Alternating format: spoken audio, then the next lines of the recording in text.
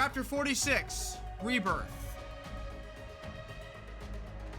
Sixo is defeated by a mist head, funnily enough. We are now in the arc after learning that the core is shutting down and Dorothy is trying to start an uprising. So yeah, moving to the designated location. Engaging with the enemy. some crazy stuff going on. We're one step closer to our dream. Let's go. You are quite the troublemaker. What do you think? Can you now feel the dignity befitting a king? Give me all these free goodies. Yo, chat, hold on. Do you see this? There's new overworld raptures. We have a few different ones now. That's crazy. I like how they mix it up a little bit here and there. Bolt. You are quite the troublemaker. I'm at the target location. Oh, we're on the surface. Snow White is meeting up with Nayuda, going towards the lift. This'll be good. Good. Stand by. How long do I have to wait? Hard to say. Probably till she shows up.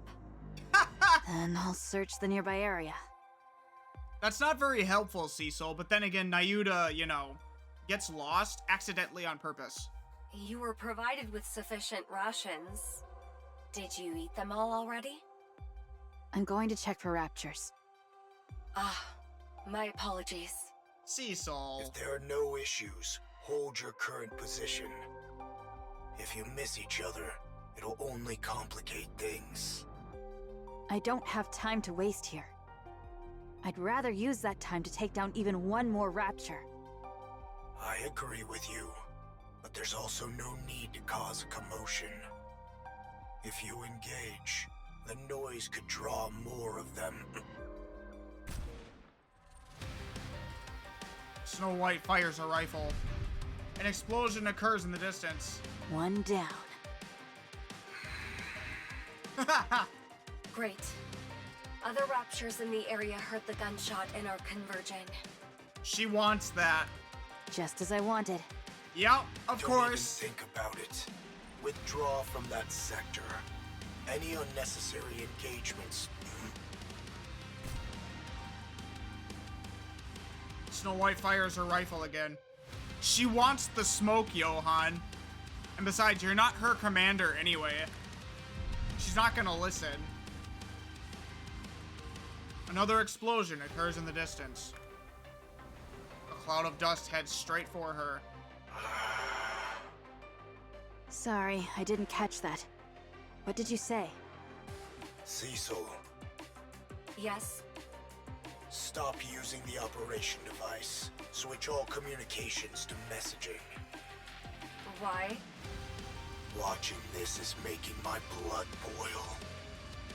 Don't let it get to you, Johan. Yes, calm yourself. Patience is a virtue. You're the one who needs to calm down. Raptures incoming. Numbers are... Johan, look at this. What is it? Just look at the approaching raptures. What the hell is that? What is it? Tell me. A new rapture? Use your eyes and see for yourself. Very well. Or is this gonna be our first approach with Ego Vista? Snow White looks at the raptures swarming in. They're no different from the raptures she's always encountered. Assuming Johan and Cecil are just overreacting, Snow White takes aim. I mean, I really wouldn't do that. She waits until the raptures are within maximum effective range. As the lead raptors come into range, Snow White pulls the trigger. No, she was about to pull the trigger when the frontline raptors explode into smithereens. What was that? I didn't fire. It came from behind. What? From behind? That shot came from somewhere in the rear of that swarm and hit the ones in the front line. Why? No idea. Could they be infighting? No, Raptures are brainless idiots. They're incapable of that. The frontline units have been annihilated. Rear units are approaching. Unidentified Raptures. Engage with caution. Snow White fires her rifle yet again. Yet another explosion erupts in the distance. If you don't know what you're dealing with, strike first. Fine. Engage. And counter. Wait, are you actually listening to Johan? Bolt, follow me. Yo, we got new Raptures. Tell me the story of victory. Okay, okay. Behold the strength born of my people's affection. I like seeing new designs. Go, boys. Oh, they changed the health bars and stuff too. That's kind of crazy.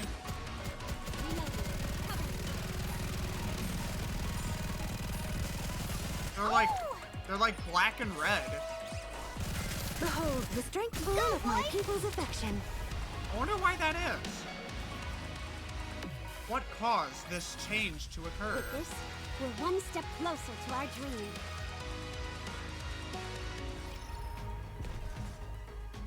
Moving to the designated... Engaging with the enemy. Commander. Regardless, You are quite the troublemaker. Snow White is not the The one story killing will be some of those rewritten. Raptures. I Alright, wonder moving who or in. what it is.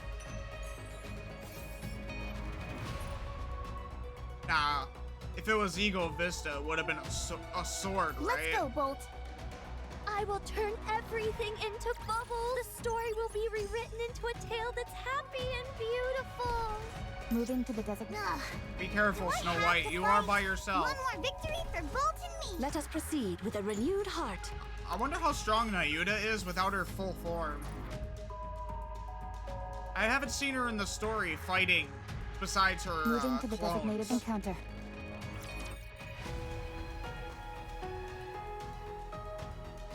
And her clones just had like I will weapons and protect the stuff. commander.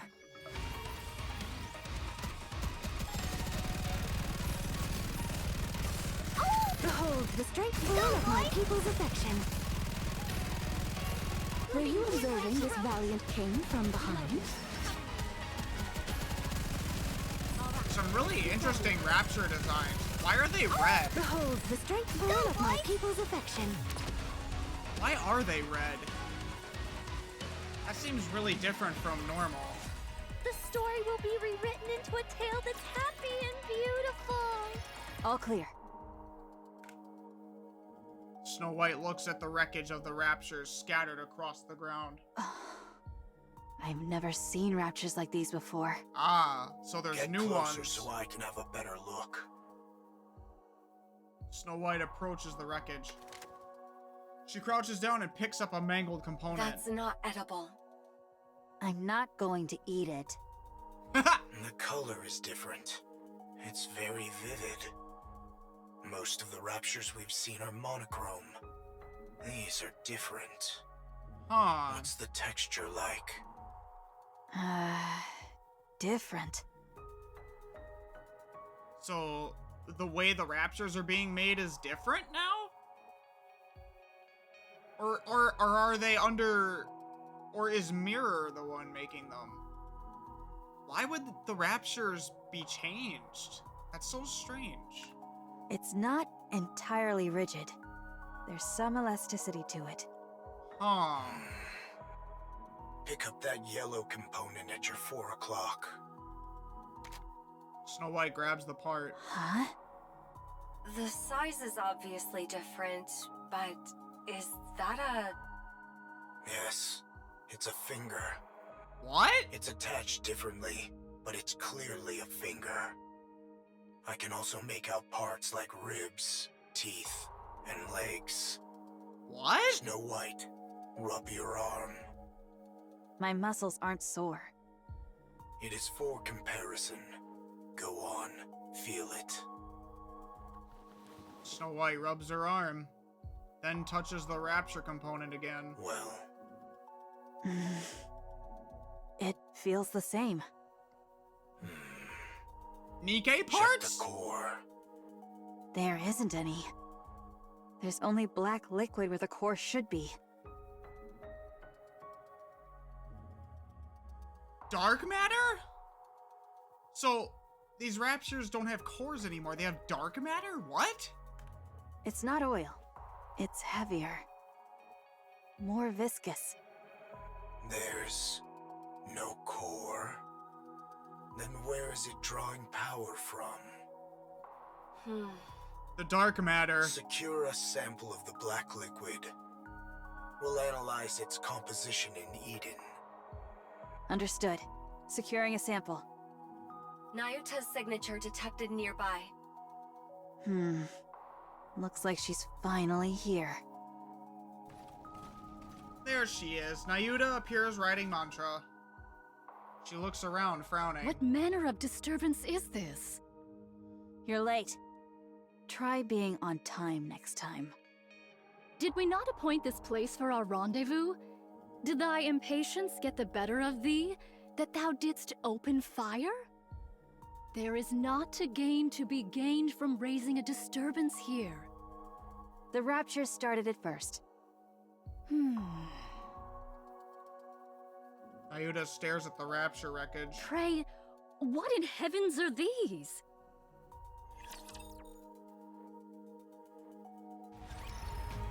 Nayuta, I still haven't forgotten that you actively talk to Mirror. All right, moving in. You are quite the troublemaker.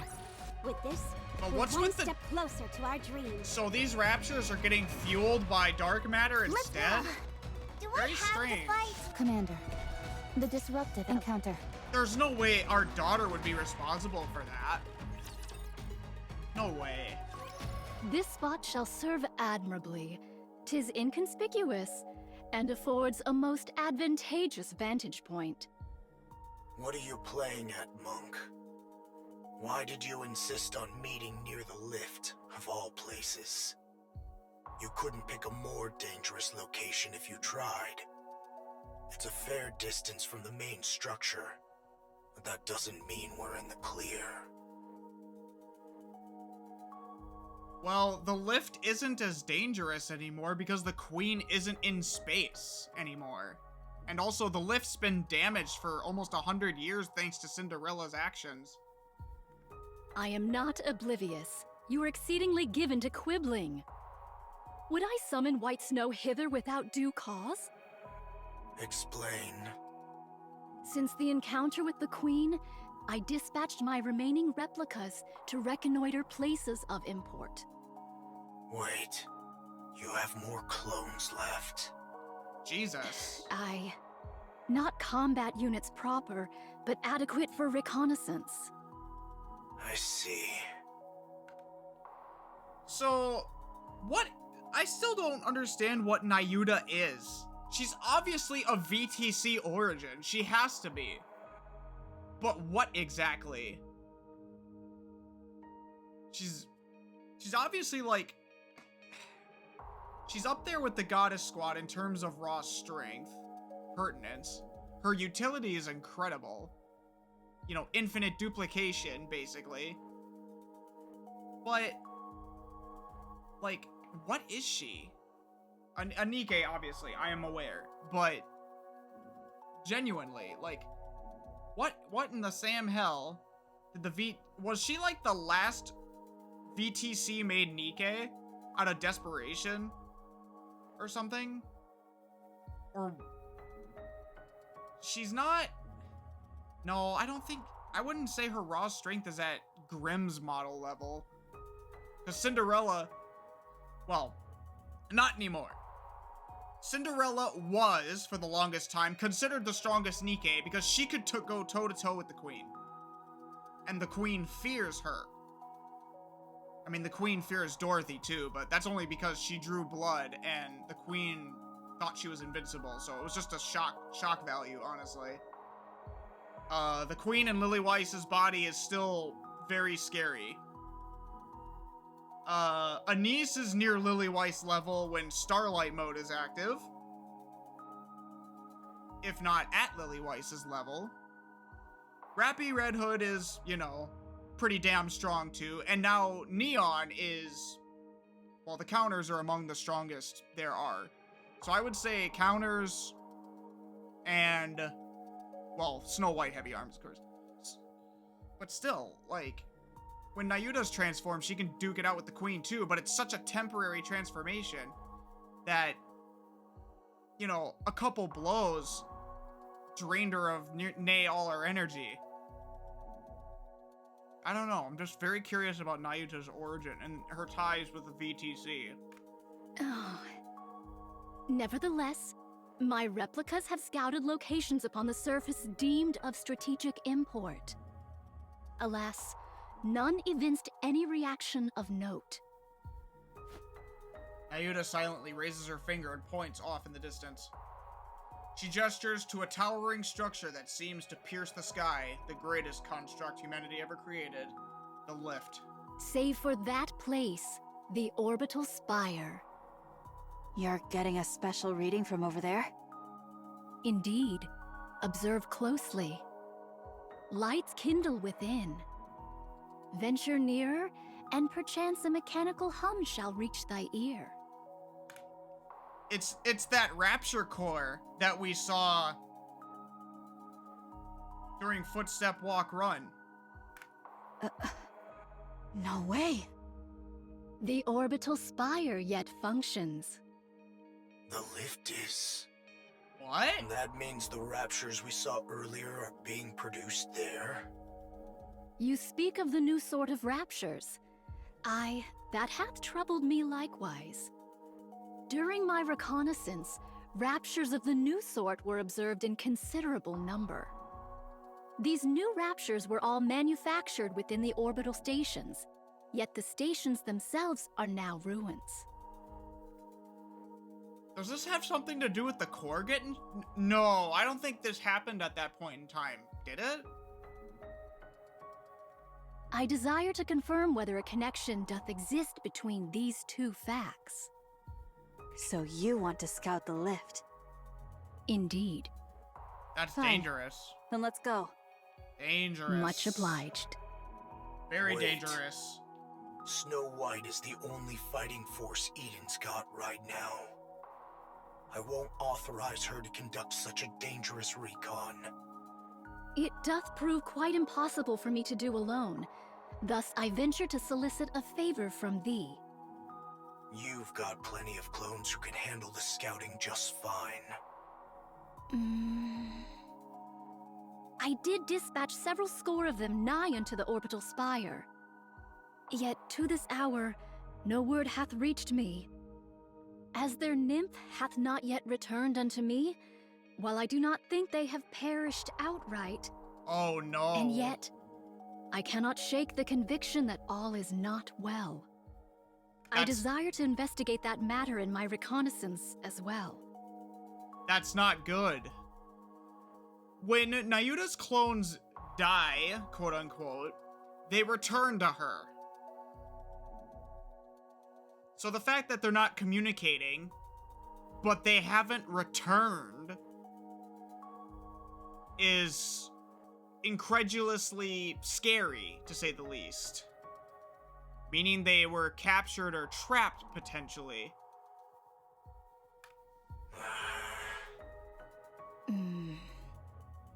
Put from thy mind the one who hath departed. Young Lady Isabel is gone.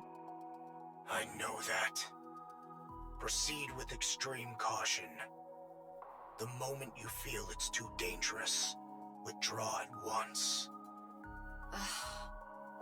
Understood. I shall bear that in mind.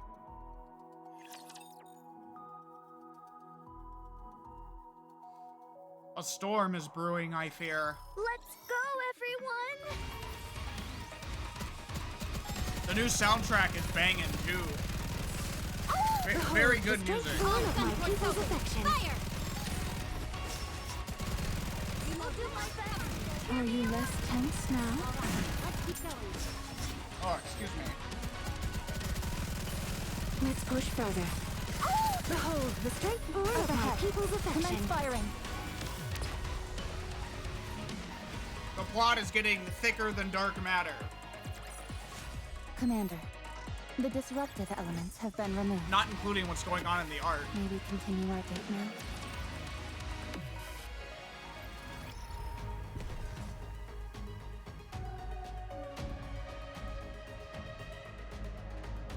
All right, moving in.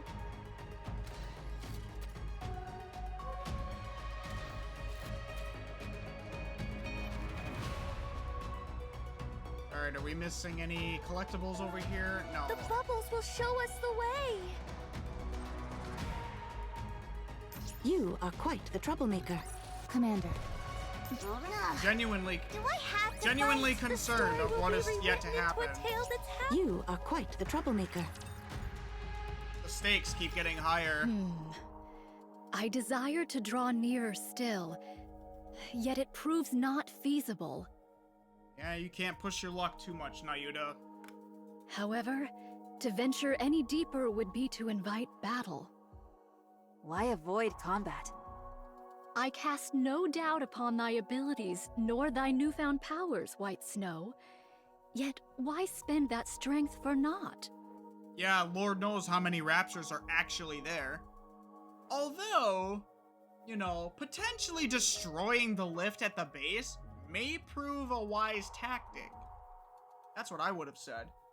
It's not being used by humanity anymore, and if we want to build another one after taking the surface, we can. I don't think it would be impossible. A great structure from history, yes, but for the sake of survival, I think destroying such an important structure that benefits the Raptors and the Queen more seems more feasible. But I digress. You have to pick apart everything, don't you? Sometimes the simplest option is the best one. And sometimes it is not. Hence why I am deliberating. Young Lady Cecil, wouldst thou be able to confirm the spread of raptures in the vicinity? There are far too many. There's no point even trying to count them all. Charging in would be a suicide mission. You're out of options. Fall back for now. We now know something's amiss here. That alone is a significant find. We'll pick this back up when arrives with the cavalry. I would have said, counters, but no, that's okay. Do you think the Queen is just going to sit around twiddling her thumbs? No. What? Nayuta, find a way to scout the area without getting drawn into a fight. This is not your call to make, Cecil. I'm the one in command here. Letting fear dictate our every move won't get us anywhere, Johann. Especially in a situation like this. True. There is truth. With no way of knowing what the Queen is up to, we can't turn back now. Not after coming this far. What's wrong? Calm. Young Lady Cecil, can my voice reach thee? Uh-oh. Intercept. Particle density too low. You two, listen, can't. Find whatever, then back. Find whatever you can and then fall back. Understood? The line goes static. Communications are completely cut off. Our communication equipment is functioning normally. This wasn't caused by elevated alpha particles. To lose contact within Eden of all places? A strange thing indeed. Uh-oh. In any case, find whatever you can and then fall back. Words most ill-advised, and yet... Let's go. We'll avoid the areas where there are too many raptures. Playing it safe will gain us nothing.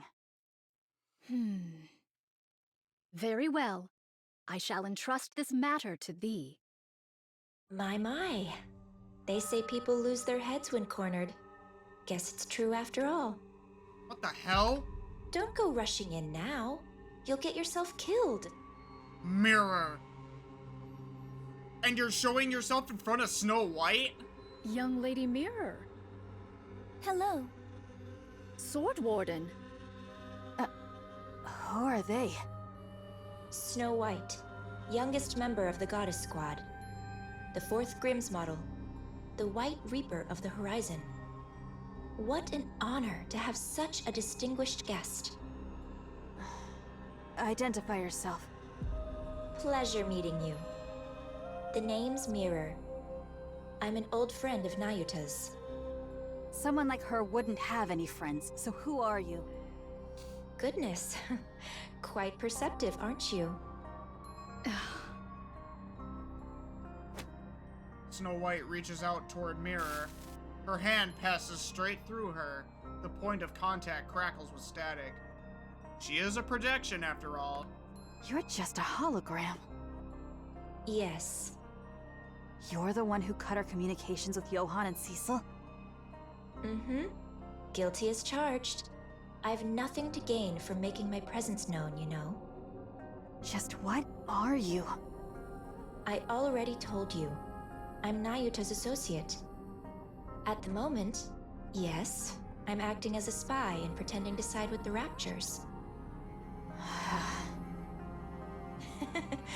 It's been a while since I've been greeted with such distrust.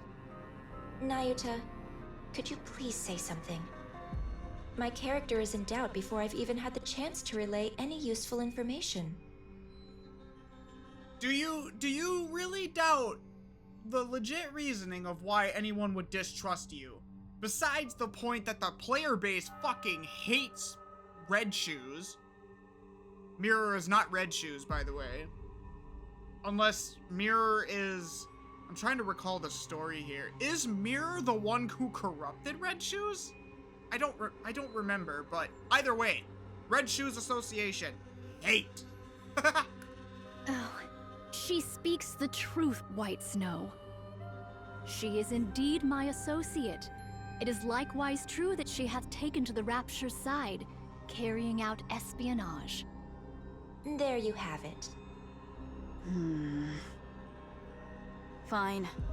I'll take your word for it. Much appreciated. Now then, shall I show you around? There is quite a lot I need to convey regarding the current situation. Conveying what exactly? I'm sorry, Chime, but I must go and do battle. Yeah, why do... Behold the strength born of my people's affection. Yeah, why do the Raptors have faces now? Well, some of them. They're like all different now. We got rocket launchers, we got big ones with faces. Behold the strength born of my people's affection. God, that is so strange. And they have like hands and stuff too. They can't evolve, can they? What do you think? Can you now feel the dignity befitting a king? Let's go, Bolt. Encounter. How strange. With this, we're one of both. You are quite the troublemaker. One more victory for Bolt and me. All right. Ugh. Do I have to fight? Commander, the disruptive element. Ugh. Do I have to fight? One more victory for Bolt? All right, moving in.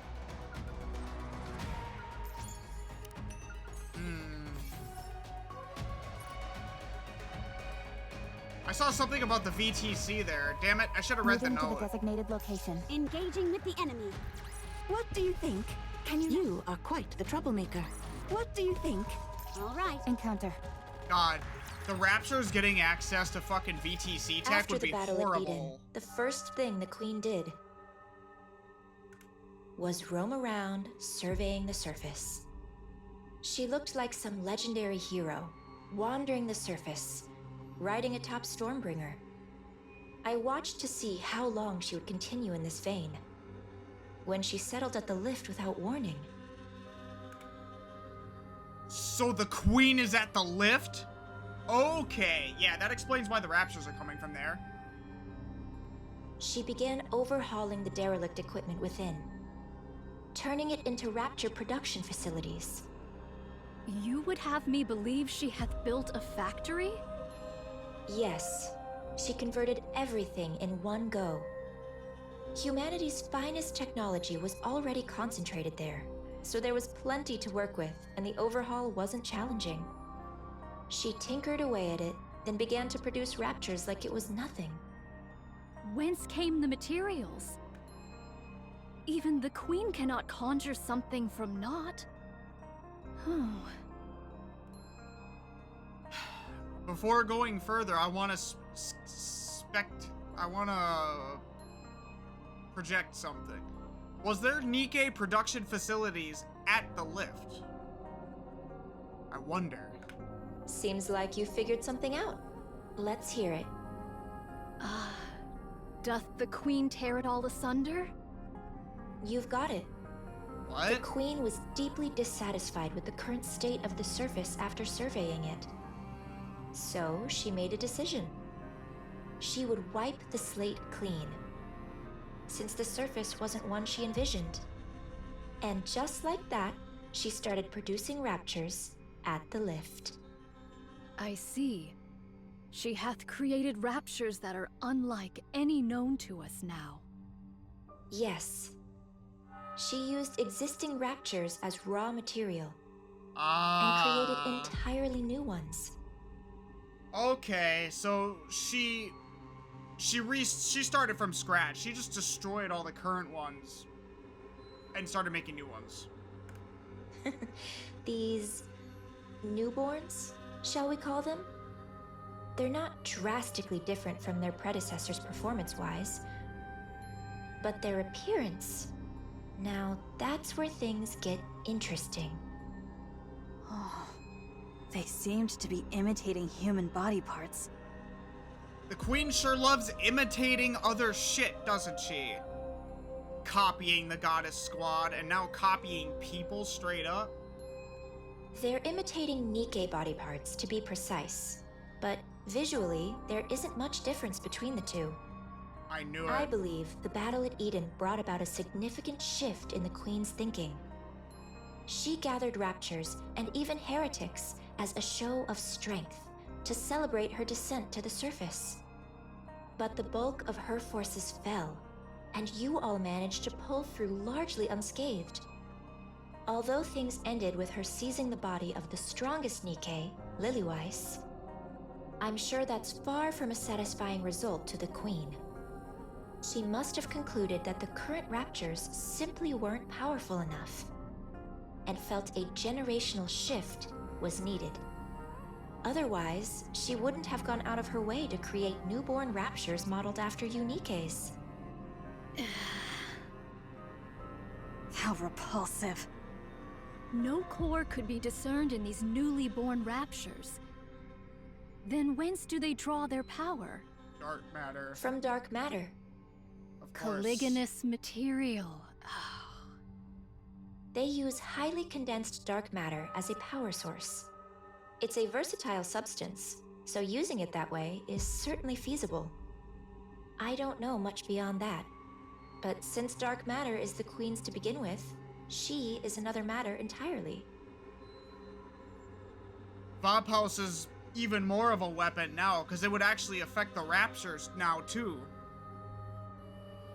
Because they are now bound by dark matter, which is affected by Vabhaus. So, Vabhaus is now a universal weapon against the raptures.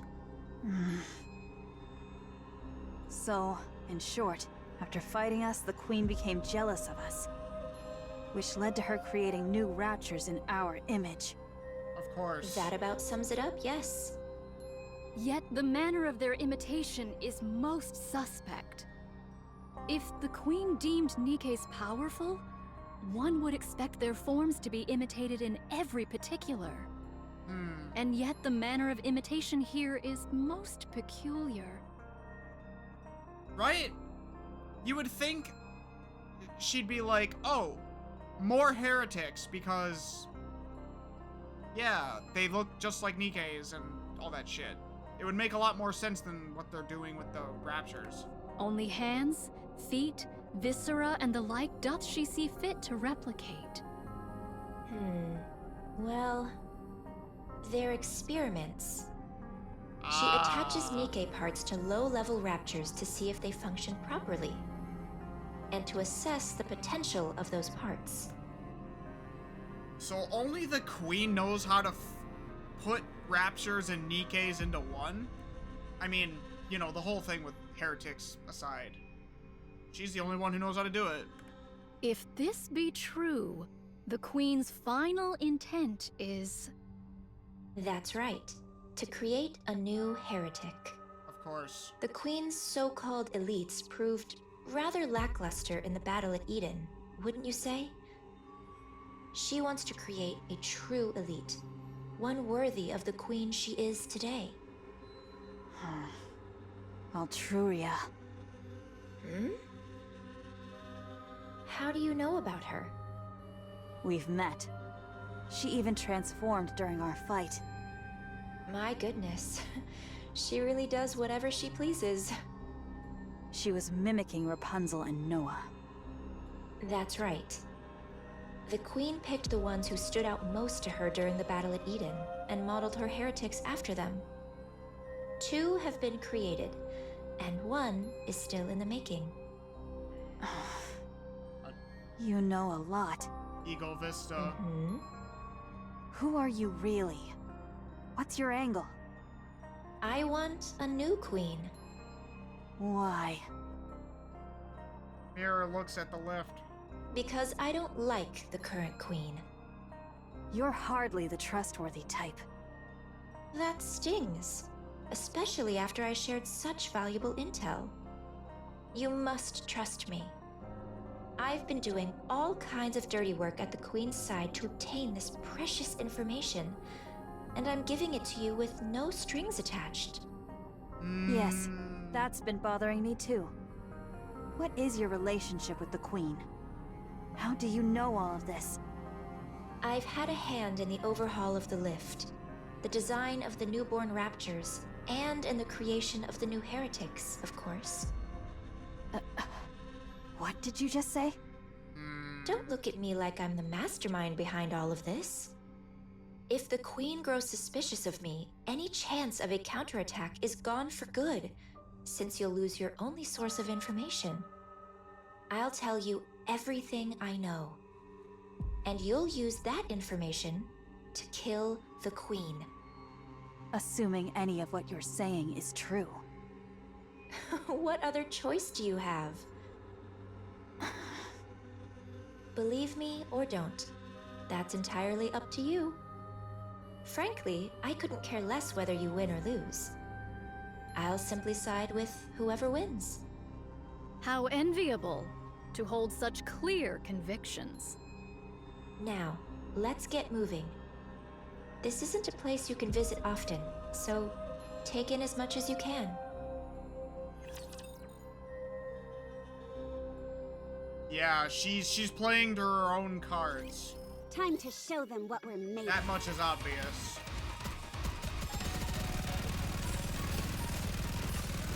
Behold the strength of my people's affection. She wants a new queen to Outfit is brainwash, comfortable, even for battle. to control from the back, or from the sideline. Behold the strength of my people's affection. She wants all the power of the queen without the responsibility of one.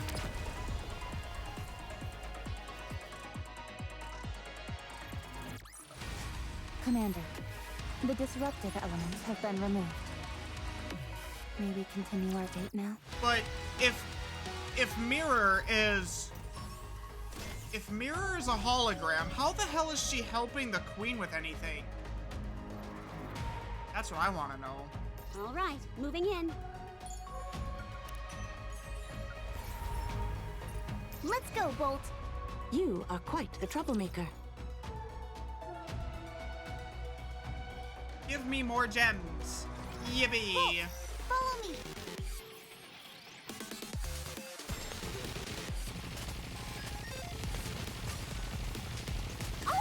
Behold the strength of my people's affection.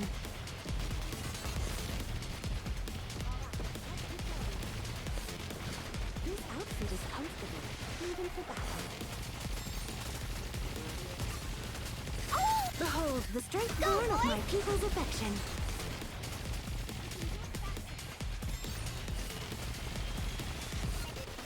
Good job.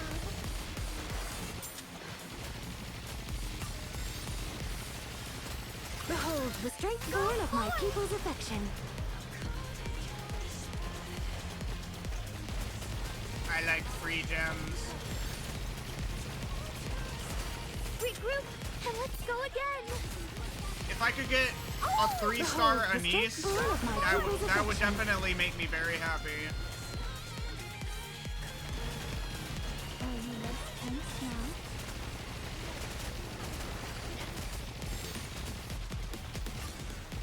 Behold the strength born of my people's Carry on, affection. just so.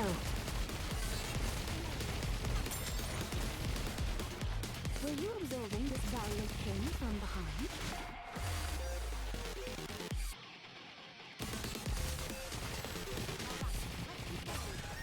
Behold the strength born of my people's affection. Nice. Free gems, What do you yippee! think? Can you now feel the dignity befitting a king?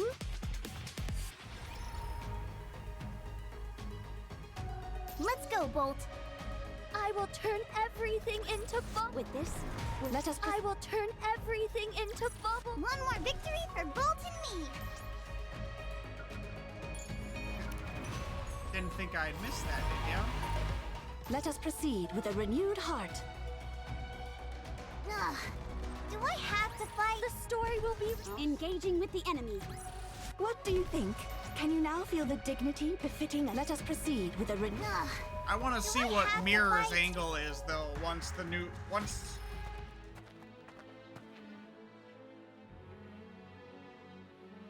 who, you know, obviously she's got selfish intentions and shit. Like, how will she come into play after... Does she even know about Only One's existence? That's what I want to know. Snow White and Nayuda follow along the path Mirror leads them down. They get into a few skirmishes with raptures, but they are small scale. The commotion is not big enough to draw in additional raptures.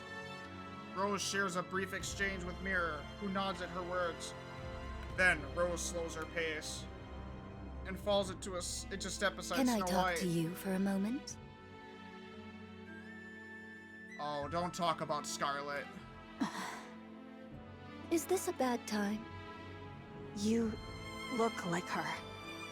Scarlet. Of course. We were in the same squad after all. A squad that specialized in close combat, made up of mass-produced NIKKEs, right? You remember all that? You have a good memory. Those are recent memories to me. Scarlet is alive. Her brain is, at least. Eden currently doesn't have the technology to produce a NIKKE. But once that's secured, she can be revived. So you caught on. Yes. Scarlet often told me about her sister. Why did you come back to life? I didn't choose this. Mira revived me on her own. Yeah. Very strange. What was it she said?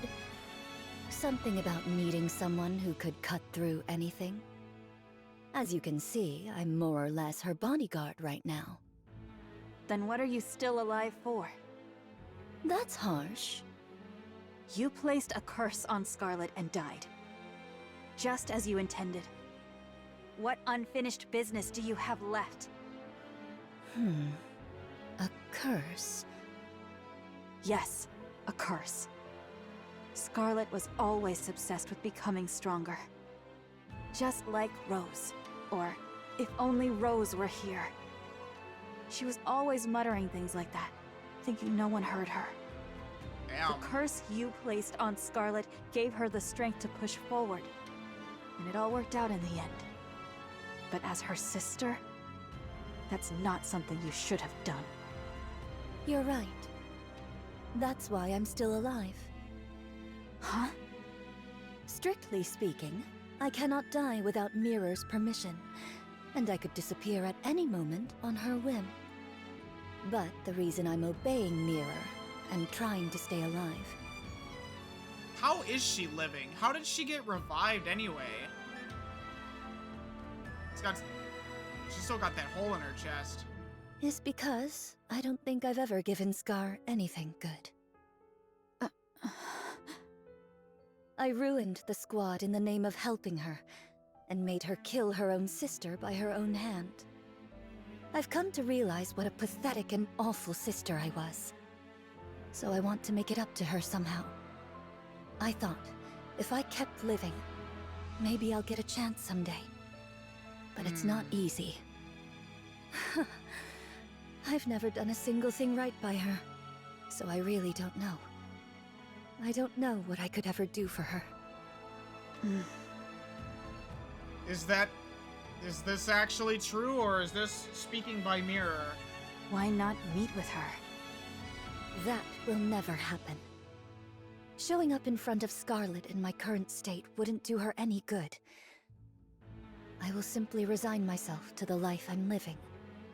Do what I can for her, if the opportunity arises. Then I'll disappear quietly. If Scar learned about the state I'm in, she would reach out without hesitation. But the fact is, I'm a broken sword. A blade that wounds whoever holds it. You get it, don't you? Very well. I won't say a word to Scarlet. Thank you. Well, since fate brought us together like this, tell me more about Scar. How did she end up joining the Goddess Squad? The strongest squad there is. And what has she accomplished since then? All right. It's a bit of a long story. Then keep it to the parts about Scar. I'm not big on long stories. Snow White and Rose's voice echo around them as Nayuta and Mirror walk on listening. They seem to be getting along. How far dost thou intend to lead us? I confess, this leisurely stroll through the heart of enemy territory does not sit well with me. Huh. Not much further now. We wouldn't be able to go any further than that anyway. So thou hast been here all this time? That's right. I've been here ever since Eden. There's work to be done after all. Then didst thou not see my replicas? There ought to have been at the very least several score. Beats me. Maybe they're all dead? When a replica doth perish, its nymph returneth unto me. Such a thing hath not occurred even once. Is that so? What are you doing, Mirror? Huh? I haven't the faintest idea. See, I think you're lying. I see. Is it still intact?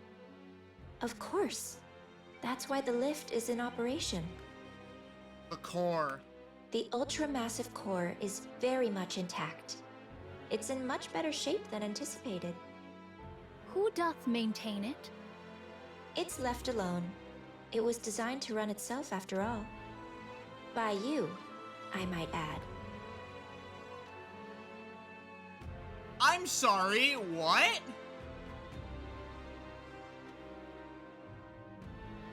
Nayuta's responsible for the ultramassive core? How? And why?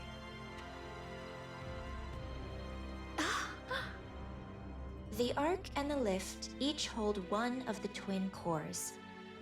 The moment either is destroyed, mutual destruction follows. And in close proximity to one another, the resulting resonance would destroy them both. Okay, this opens up a whole can of worms.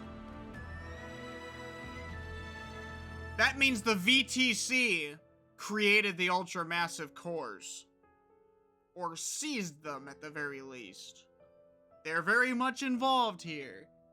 So is it possible that the VTC in ancient times is also responsible for the raptures.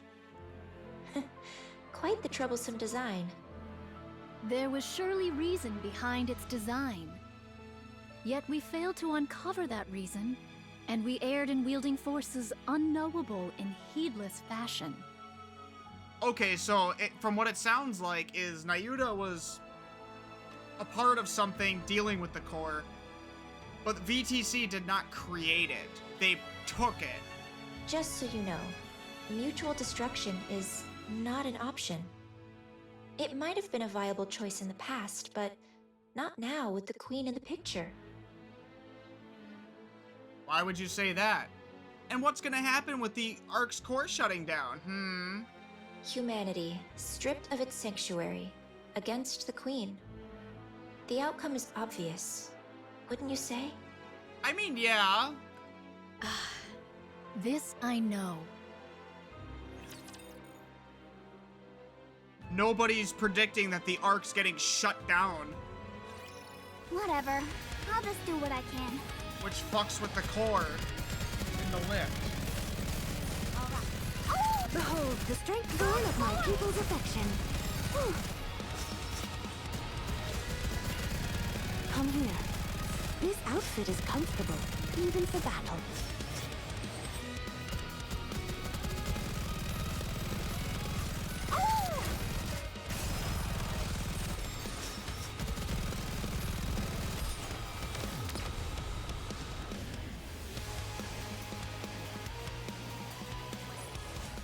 With this, we're one step closer to our dream.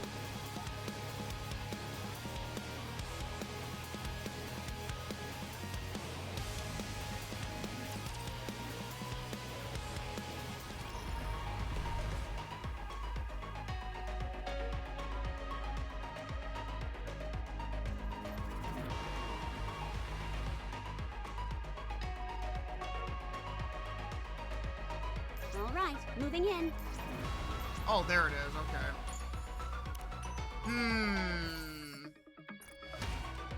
I already knew that Nayuta was tied to VTC. Let's go, Bolt. I will turn So, everything into bubbles. Nayuta is One more probably victory for Bolt and me. among the VTC's top in technology. Her self-duplication was probably for maintenance and other purposes. Moving. Engaging with the enemy. What do you think? Can you now feel the dignity? Ugh. Do I have to fight one more victory for Bolt and me? All right, moving in. Another X stage. Let's go. More gems for Anise. Let's go. Land Eater again? What? Behold the strength born of my people's affection.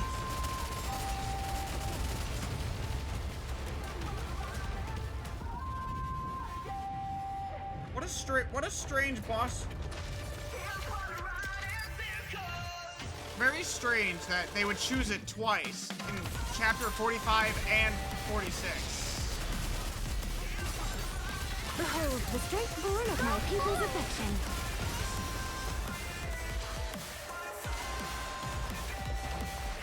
Very strange, but I digress. It's What do whatever. you think? It is Can just you an now X feel the stage after dignity all. befitting a king? I do it for the gems, chat. The bubbles will We show love us the the way. we love the gems. Moving to the designated location. Let's go, Bolt. Engaging with the enemy. What do you think? Can you now feel the You are quite the troublemaker. What do you think? Can you now feel the dignity befitting a king? Let's go, Bolt. Encounter. This is as far as we go. I don't recommend going any further. We might get caught. By your efforts, we have come thus far without great peril. To know the lay of the land beforehand shall alone prove of great service. Take it all in before you return. That's the only way you'll even stand a chance of winning. Sounds like you're saying we'd lose if we fought now. Of course. You have absolutely no chance of winning right now. What makes you so sure? Then again, if I remember, Mirror does not know of what is happening in the Ark. Mirror also does not seem to know about only one. Seems. You're lucky that the Queen is focused on rebuilding her strength now. Do you honestly think you could stop her if she went after Eden and the Ark this very moment? While she gathers strength, you must do the same. By any means necessary. I'm backing the losing side here. Siding with the Queen would make things so much easier. And yet, I'm going this far because I genuinely want you to win. So please, don't disappoint me. Talk is cheap. Give us something useful to work with. Fine. That's the reason I brought you here anyway. Rose? All right. Rose heads to a corner and proceeds to perform a peculiar sequence of steps. Oh! Hast thou brought us thus far merely that Sword Maiden might unveil some secret dance techniques? Come to think of it, Red Hood did a tap dance the day we first met Scarlet. I told you we should have changed this. What's the harm? Besides, this way, no one will find out by accident either. The moment Rose completes her steps, the corner crackles to life. A human-sized container emerges. Optical camouflage, huh? Would you mind opening it? Bodyguard. I'm nothing but an errand girl. I have no physical body. I don't have much of a choice. Rose presses the button on the container. With a hiss, the contents are revealed. Steel legs clad in red. Red fucking shoes body. Red shoes? I kept them safe, as you can see. Or is it just her legs? I tried everything I could to make replicas with them, but they don't seem compatible with Rapture technology. Take them. Perhaps they'll come in handy somehow.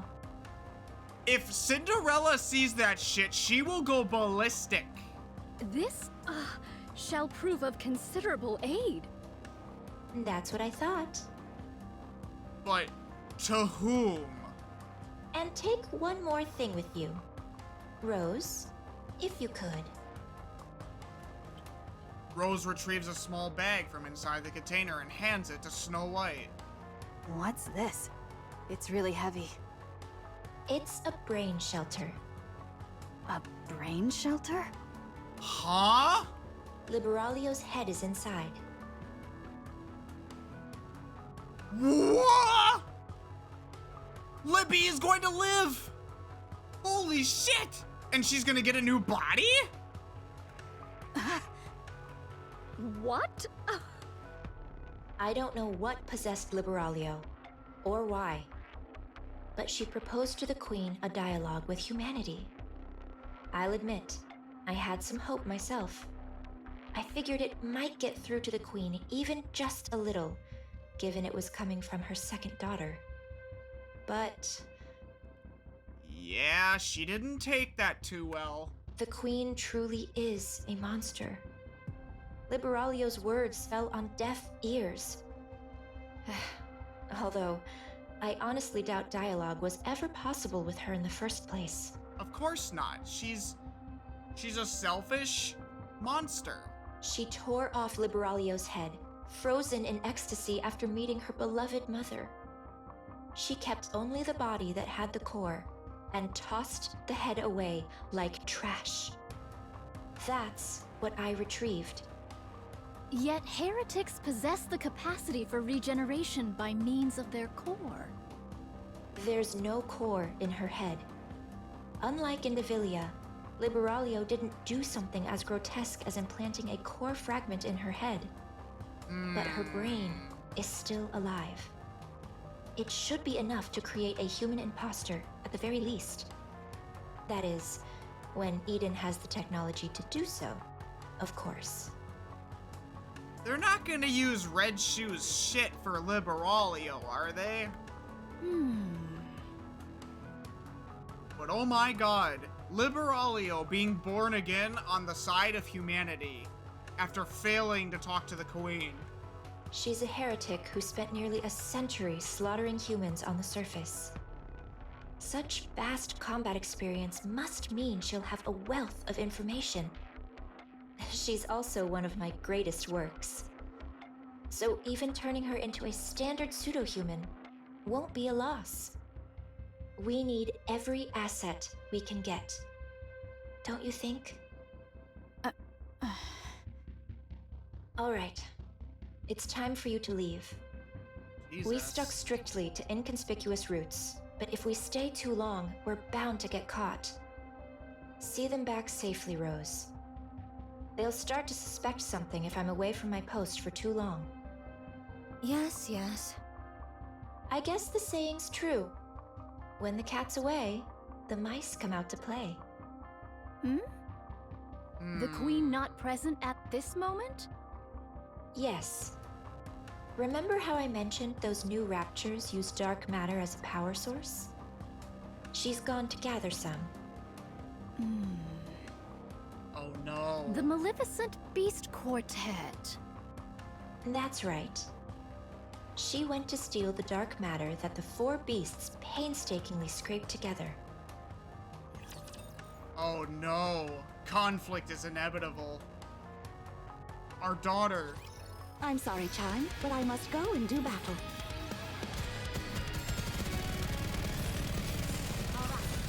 Behold the strength full of my people's affection. If they truly need, I hope she gives the Queen a good walloping. Are you less tense now?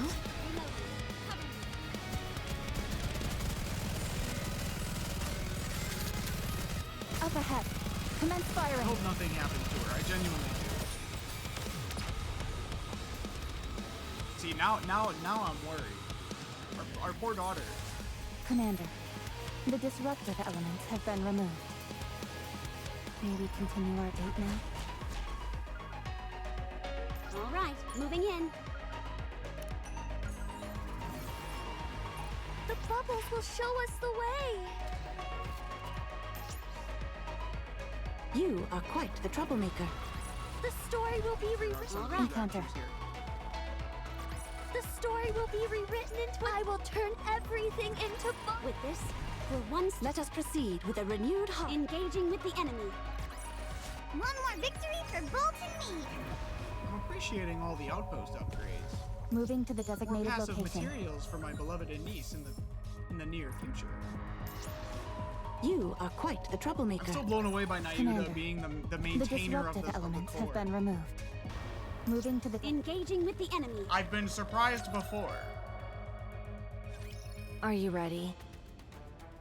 The four beasts. Where is our daughter? Yeah, there's nothing in particular I need to pack. What about you, Bahamut? I, the incomparably clever Bahamut, am not yet finished preparing. I can't decide which book to take. What book? Don't you know? Books are nourishment for the mind. Oh God. No matter where one goes, books are an absolute necessity. Bahamut. Why are you always reading books? Knowledge is a weapon, Levi. One must always keep it sharp. Your knowledge is a weapon, all right. Something you swing around that leaves people dazed. Precisely. It's gratifying to be surrounded by fellows who truly understand. Oh God. I'm surprised you actually agreed to help the young man. I promised him I would. And from what I hear, something major happened. Come to think of it, you visited Eden before, right? So you're already familiar with this place? Sure, I've been there before. But I doubt they'll welcome me with open arms. Oh, What did you do? wait. So the reinforcements are gonna be the four beasts? Oh god, Johan's gonna have a field day with this shit. At least that's what I'm assuming, if they're trying to go there. Let's just say we got off to a rocky start. Oh, Behemoth. We're doomed. We'll be lucky if we don't get intercepted along the way. Oh god. Well, the young man probably gave Eden a heads up already. We should be fine. Yeah, I guess it'll be fine. It'll be fine. Right? Why? I hope Are so. you nervous? I mean, kind of. I don't blame you. We've kept to ourselves this whole time without dealing with anyone else whatsoever. If it weren't for Grave, that might still be the case. Yeah, true. Still, we got along well enough with Enichiro's group and the young man's crew, even if it was only briefly. Eden won't be any different. True. You're right. First meeting jitters are perfectly natural. But conversation is the cornerstone of evolution. Always. New encounters beget new dialogue and the exchange of new knowledge. I, the brilliant Bahamut, can hardly contain my excitement. Oh goodness. I await the magnificent moment, my profound knowledge, and Eden's converge.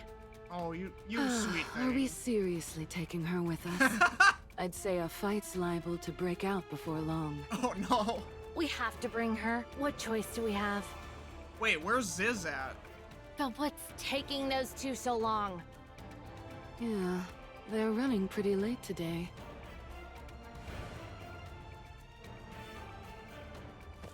Oh, that sounds like Ziz. Oh, look at her! She's smiling! Oh, she looks so happy. Oh, so cute. Ziz must have been flying her around like a good auntie. Ziz lands. The girl hanging from Ziz's neck climbs down to the ground. It's fun. She's talking! Cute! Oh my god, daughter. Seeing new places is nice, isn't it? Uh-huh. Go new place tomorrow? Tomorrow's my turn, right? I'll take you somewhere completely new. Yay, yay!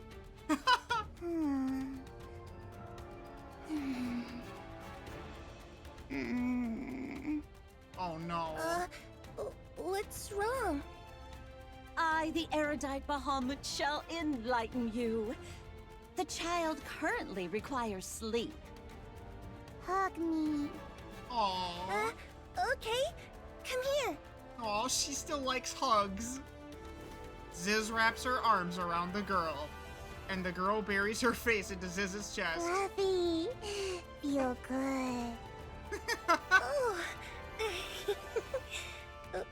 Really? What a sweet thing. What do I do?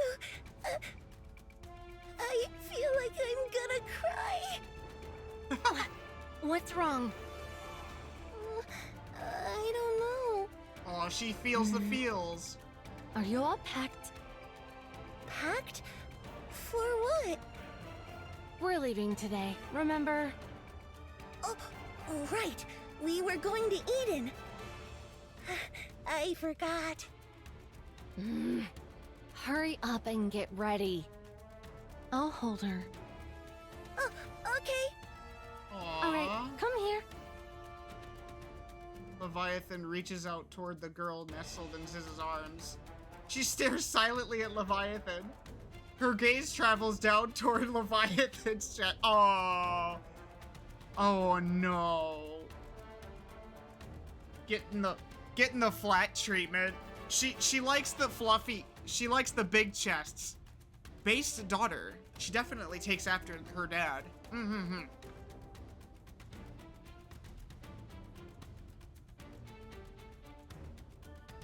Hard.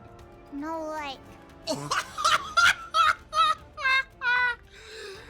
Yeah, our daughter don't like the flatties. Unfortunate.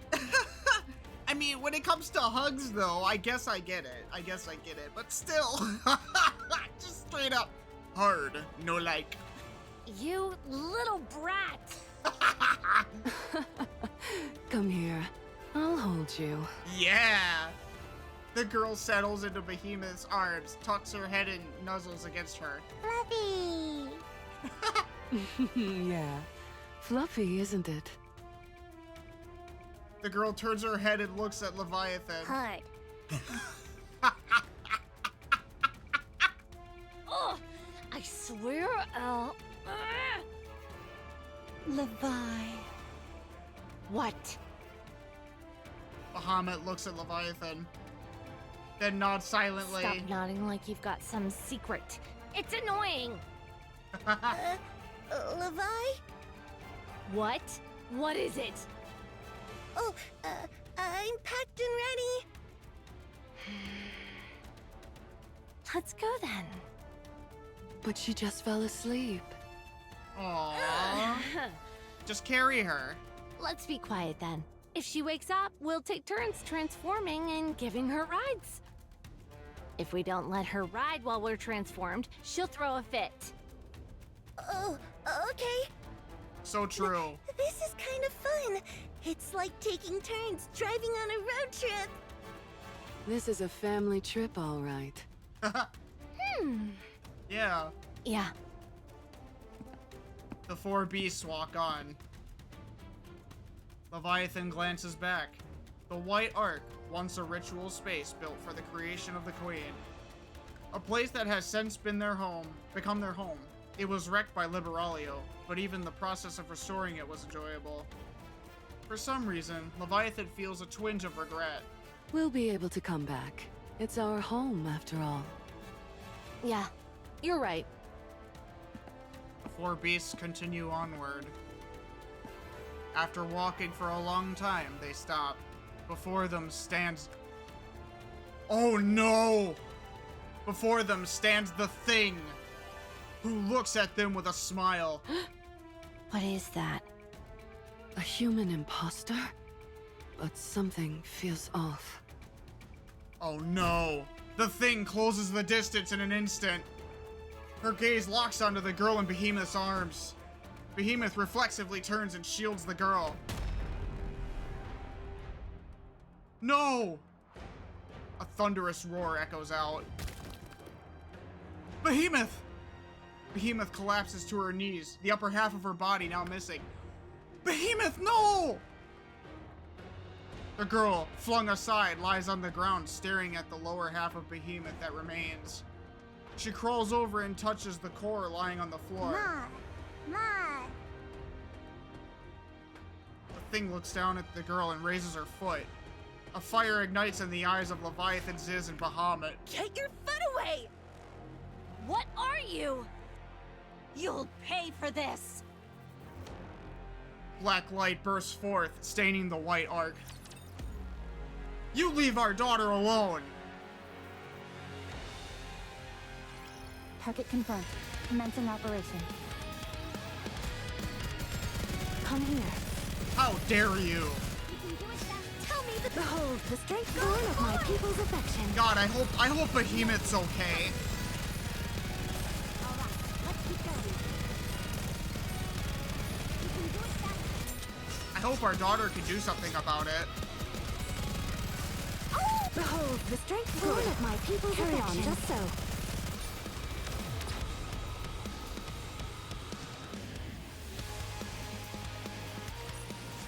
What do you think? Can you now feel the dignity befitting a king? I'm worried, chat. They were not supposed to meet this fast. The bubbles will show us the way. Encounter. With this, we'll I don't know. step I don't closer think to the our dream. Behemoth was the stronger of the four beasts. If she got kicked in Let's half go, so Hunter. easy, I'm worried. Commander. The disruptive element. Let us proceed. Ugh. Do I have to fight? Ziz. Oh no. Ziz does not move. Her wings have been completely torn apart. No. Bah. Bahamut is motionless. Half of her upper body has vanished. Oh god, they're all gone. Bye. Bye.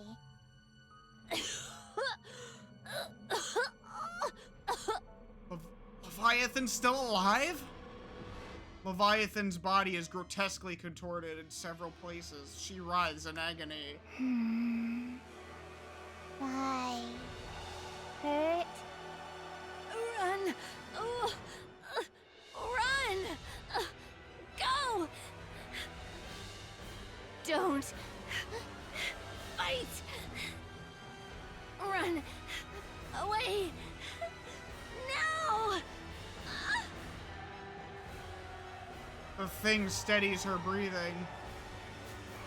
She shakes off the dark matter clinging to her body.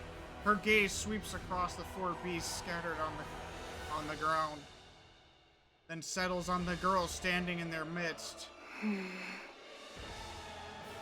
You. Bad girl. Oh! Oh! Oh! The ground beneath her turns black. It continues to spread wider and wider as Leviathan sinks into the blackness. She desperately shouts. No! You mustn't fight! Run! The four beasts sink into the blackness created by the girl. Gigantic wings unfurl. Drill shafts and pincers rise up from the ground. The thing charges forward. A massive arm surges up from the ground and latches onto the thing's leg. She tries to shake them off, but cannot, for their strength is tremendous. The girl's pincers strike ferociously at the immobilized thing. The thing staggers and tears off the hands, gripping her with sheer force. She catches the swinging pincers and twists. With sickening crunch sound, the pincers warp and shatter. The thing drives her fist into the girl's torso.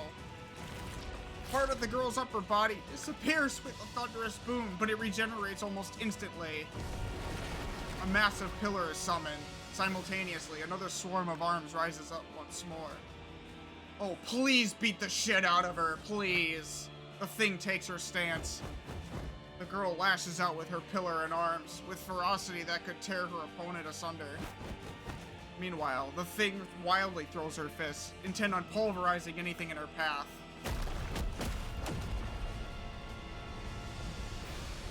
The girl's dark matter and the thing's fists collide over and over. Oh, it's a battle of queens. Please let our girl be okay. Shockwaves ripple outward. The pseudo-arc's buildings tremble and the ground splits open. The fierce stalemate continues until the balance is broken by the thing. A low kick aimed at the girl's leg tears them clean off. The girl crumples to the ground, her legs gone. The thing rains down punches from above. No! Under the barrage of fists, the girl panics. This is something she has never felt before. Hurt. Black light. What?! Black light erupts. The thing looks up at the spire that has suddenly risen before her. Beams of light pour down from the spire, and black thorns rain down like a storm. The thing swiftly evades the projectiles, but it's useless. There are simply too many of them. A beam catches her in the torso and sends her staggering. The attacks that had been spreading in all directions now concentrate solely on the thing. For the first time since inhabiting this body, the thing adopts a defensive stance. Beams of light and black thorns crash upon her. After raining down attacks for a long while, the girl looks downward. The thing is on one knee, staring up at her. Die. Oh my god! Our daughter has no chill! Destroy her! Massive pincers, pillars, and drills shafts burst from the spire, all of them pointed downward. I need this picture. I need this. Oh my god. The thing looks up at the colossal black spire looming before her. She shifts her gaze to her own body, then back at the spire, and back to herself. Fury spreads across her face. At that moment, Leviathan comes flying out of the black spire. Stop! Enough. No more fighting! No, let her finish the job, Leviathan! Bye. The girl points at the thing. Bad girl. Bye. No! Don't kill her! What? You don't need to do that! Leave the fighting to us. So just stop! All you have to do is sneak bites of grilled fish, hitch rides on us, and go for walks. Just snuggle up and sleep in our arms! You don't have to fight! She hurt you. Bad girl. We're fine. We're not hurting anymore. The dark matter fixed them, didn't So it? don't. Let's just go. No, finish her! Let's go. Okay? Okay. The black spire disappears and the four beasts are left floating in midair. No! Dude, our daughter could have killed the queen! Fucking plot armor going the wrong direction. No! I get it, it's to make the game continue, but still! Ziz! Yeah. Ziz's wings spread wide. She carries everyone and quickly takes flight. The thing watches them go with fury etched across her face. We almost died back there. Yeah, even after transforming. What was that thing? It looked like a pseudo-human. It certainly had the appearance of one, but it was unbelievably strong. They don't even know that was the queen. Like, I get it, but still. What even was that thing? Even I, the ever-astute Bahamut, cannot say. Ma. Yes. Yes, you saved us. Thank you. I scold bad girl. Yes, you did. Yes, you did. No more fighting, though. Okay? No. Don't you dare What? do it. No. What the? Ugh! This kid is getting more defiant by the day. Who hurt my sisters? I'll kill them all. Don't like you hurting. Don't like bullies. That is a good stance to take. All the same, I don't want you fighting. Please? Okay. Maybe.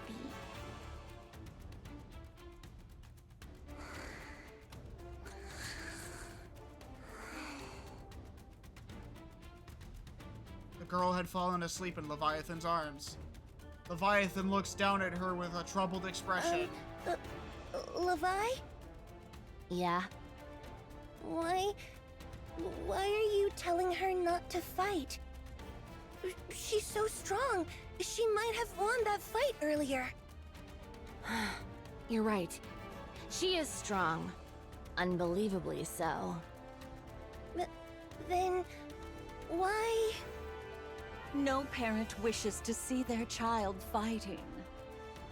Oh, well, I guess that's true.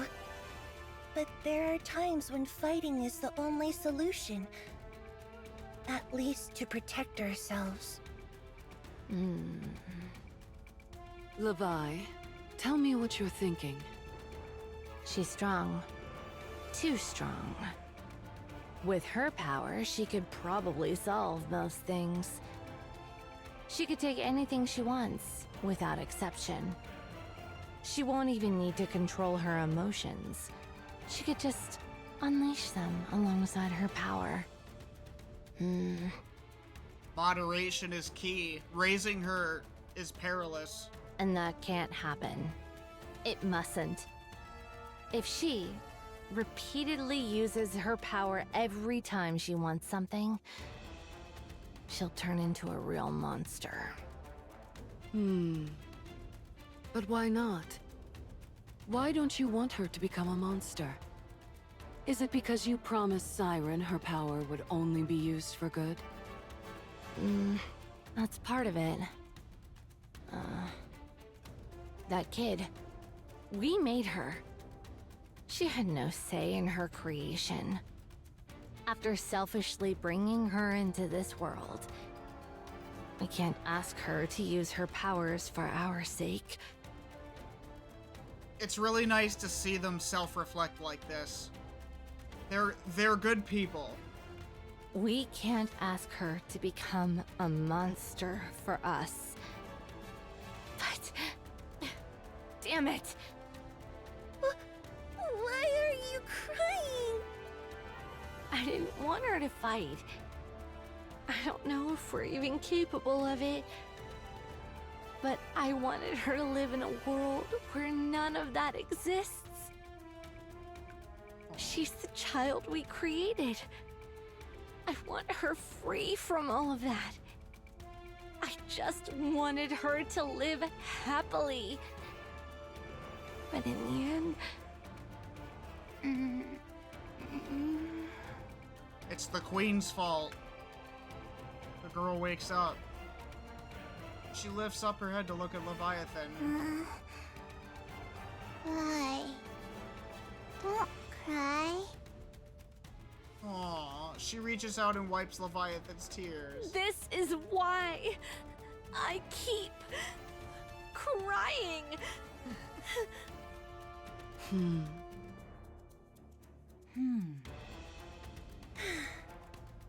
The child will grow up right. She won't become a monster. Ever. Yeah, we can do it. Let's make sure of that. Do you know what distinguishes a monster from something that isn't? It's the presence or absence of knowledge. I, in all my astonishing wisdom, will impart all my knowledge unto this child. Oh God. I shall personally see to it that she becomes a person of intellect. We're doomed. Oh, she's doomed. I can already tell this is going to end badly. That's how I know Behemoth's my girl, because we think the same. Behemoth, my gal. We share a brain.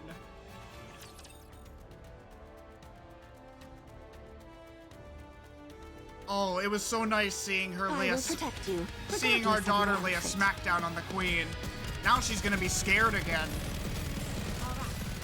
Behold the strength born of my people's affection. Were you observing this valiant king from behind?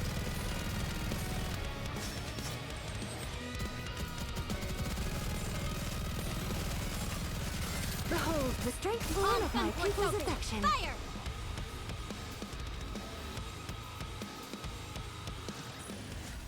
One more victory for Bolt and me. Eden better treat my child right, or I swear to God.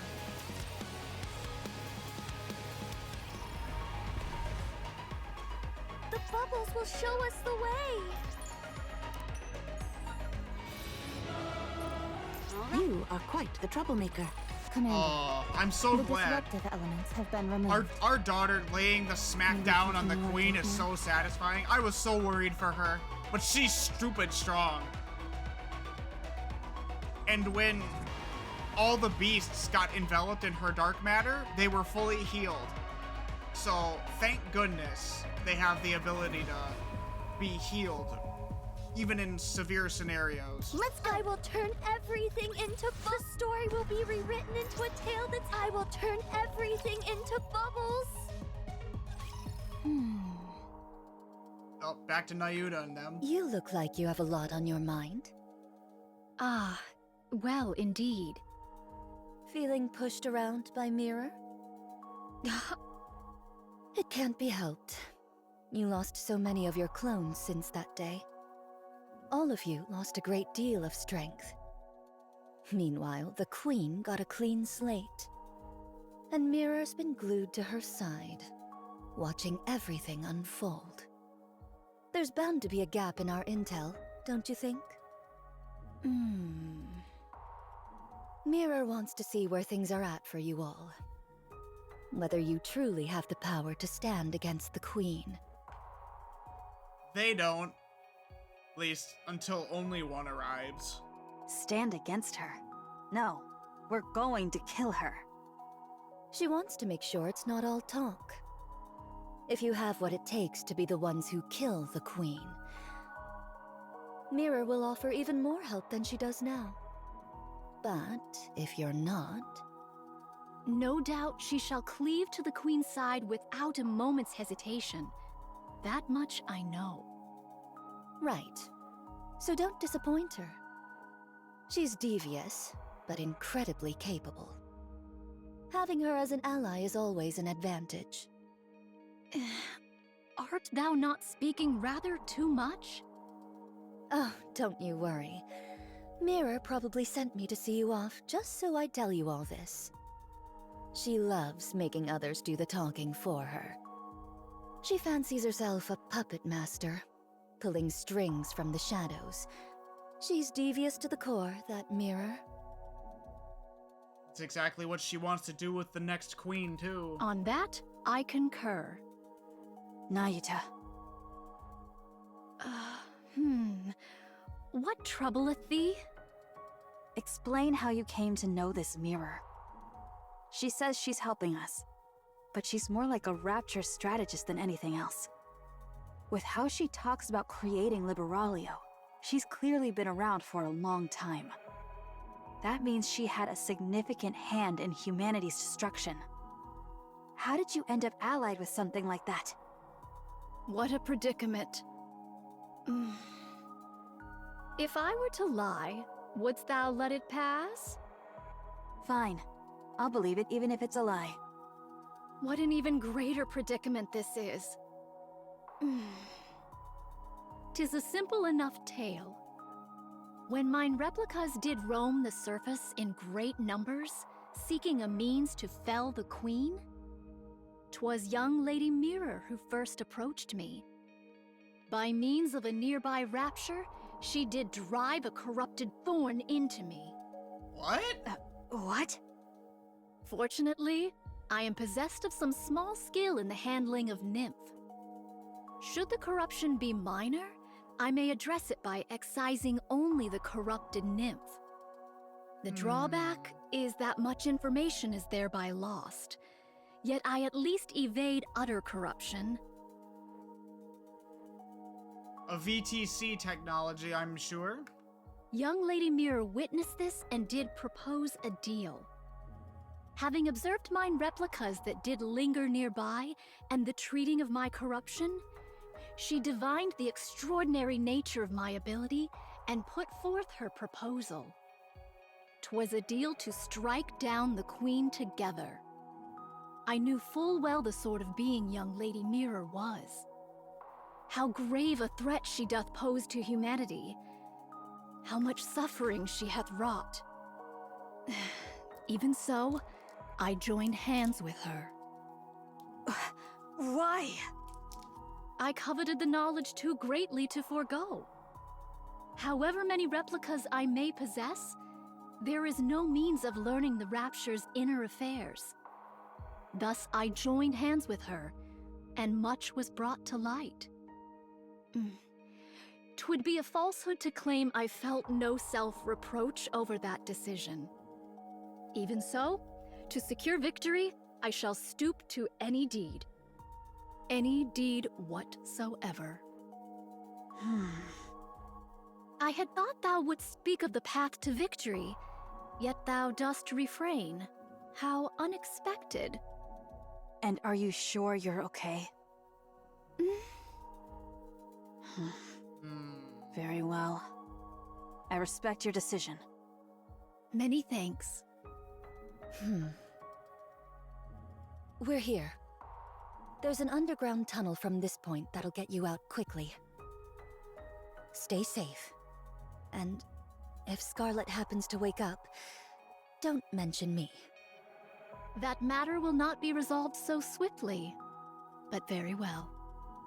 All of you, get moving. Huh? Ego Vista has caught your Damn it. Huh? Ego Vista. Huh? She has awakened.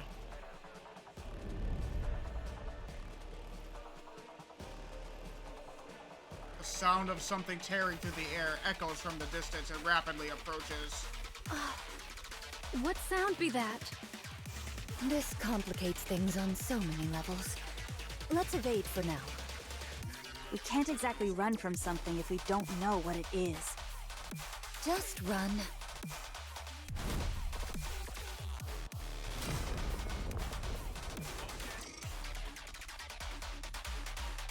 Something enormous slams down.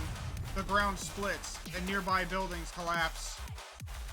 Snow White stares at the massive wall blocking her way. A towering wall, smooth and flat.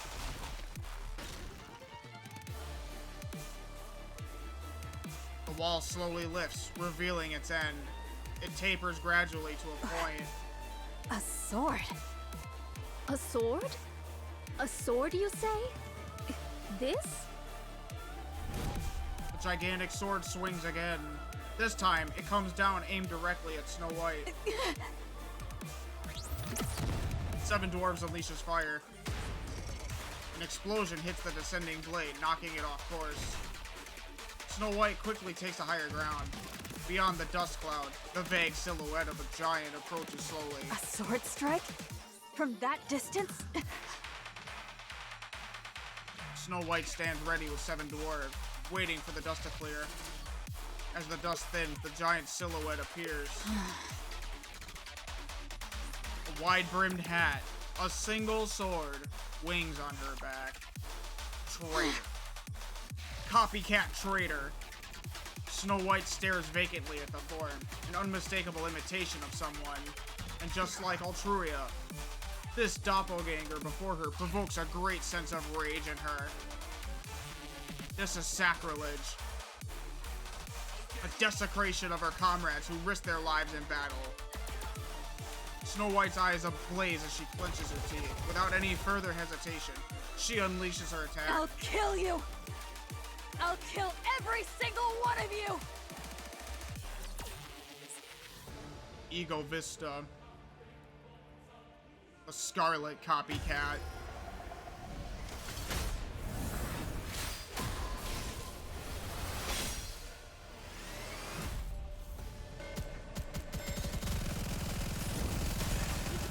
Behold the strength born of my people's affection.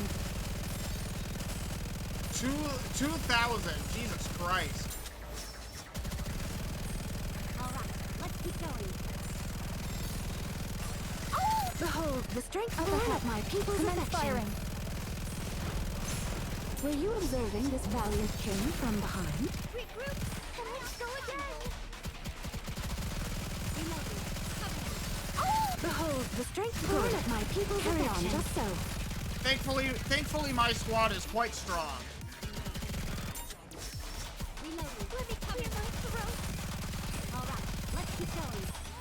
This outfit is comfortable. Behold the strength of my people's affection. Firing. What an interesting battle combat.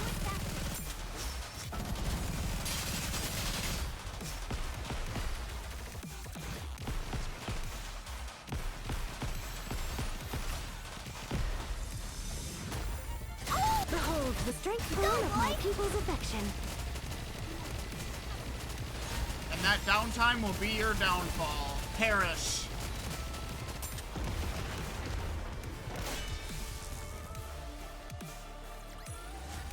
With this, we're one step She's closer not to dead, our dream. but we did win the fight. What the hell? Good God, look at her. Splendid! Truly splendid! Never have I fought so earnestly, not since the day of my birth! Though, admittedly, I am newly born into the world. Stop laughing. Young Lady Scarlet's and Young Lady Isabel's weapons! I would fain give the applause. Alas, I only have but one arm. Most vexing. Is Rose gonna do something here? I shall clap with mine mouth instead. Thou shalt have to make do. You lunatic! I must confess, transforming doth dull the pleasure of the slice of mine blade. 'Tis less like a cut and more a bludgeoning. Only in this body can I truly feel the joy of cutting something down. A poorly made thing, this body.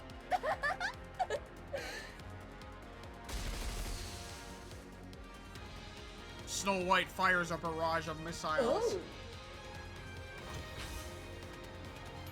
Eagle Vista's arm detaches. The sword it's holding lashes out like a whip. With precise cuts, it slices through the incoming missiles before they can even explode. The sword then swings towards Snow White's head. Snow White tilts her head slightly, evading the strike. My apologies. 'Twas a reflex. My name was merely to deflect the explosives. Though thou art not blameless either, attacking in the midst of conversation. Doth such conduct not violate the way of the sword? You're saying a lot of sacrilegious shit there. You're gonna piss off the wrong people. Spare us the falsehoods. 'Tis plain to any soul that strike was aimed with intent.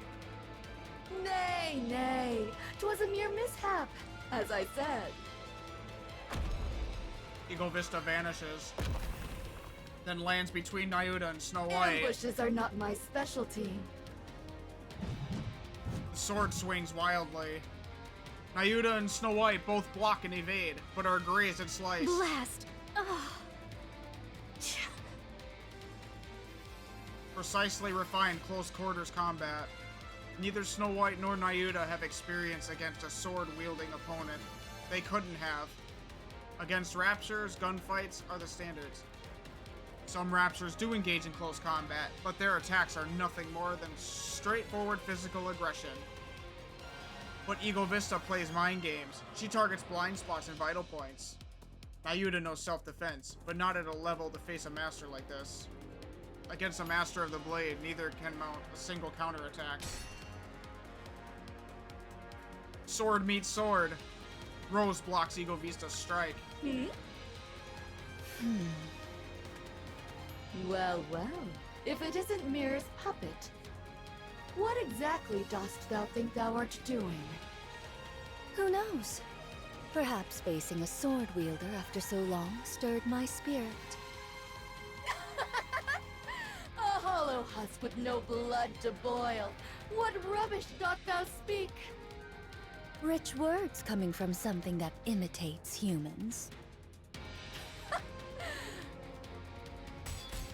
Their blades clash. From a distance, Mirror watches. Yeah, I don't think she's a big fan of that. This is no good. Ugh. They really are completely helpless.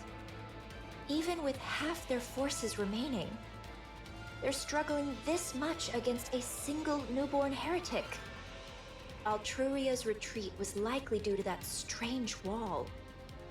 These new raptures will just keep getting better.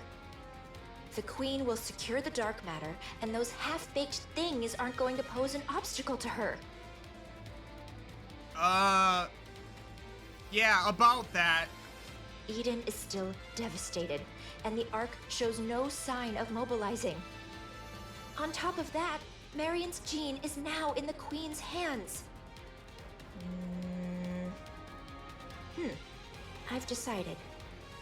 It's a shame to abandon everything I've invested, but the Queen is on a whole other level. Perhaps her dissent was the problem from the start. There's no other choice. This is the right call. What a waste. Both Marion and the Ark. Such a shame. After all that effort I've put in. The Queen obtaining a new body was the deciding factor. Otherwise, she could have been stopped. She's flipping sides. Right. Time is infinite. I'll just have to look for the next opportunity.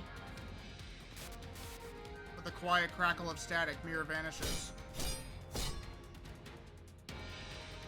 Rose and Eagle Vista's blades clash in a flurry of exchanges. They are evenly matched, but one side begins to falter. The difference in physical specs is overwhelming, but the difference in swordsmanship is overwhelming enough to cancel it out. Rose drives Eagle Vista back. Impossible! How?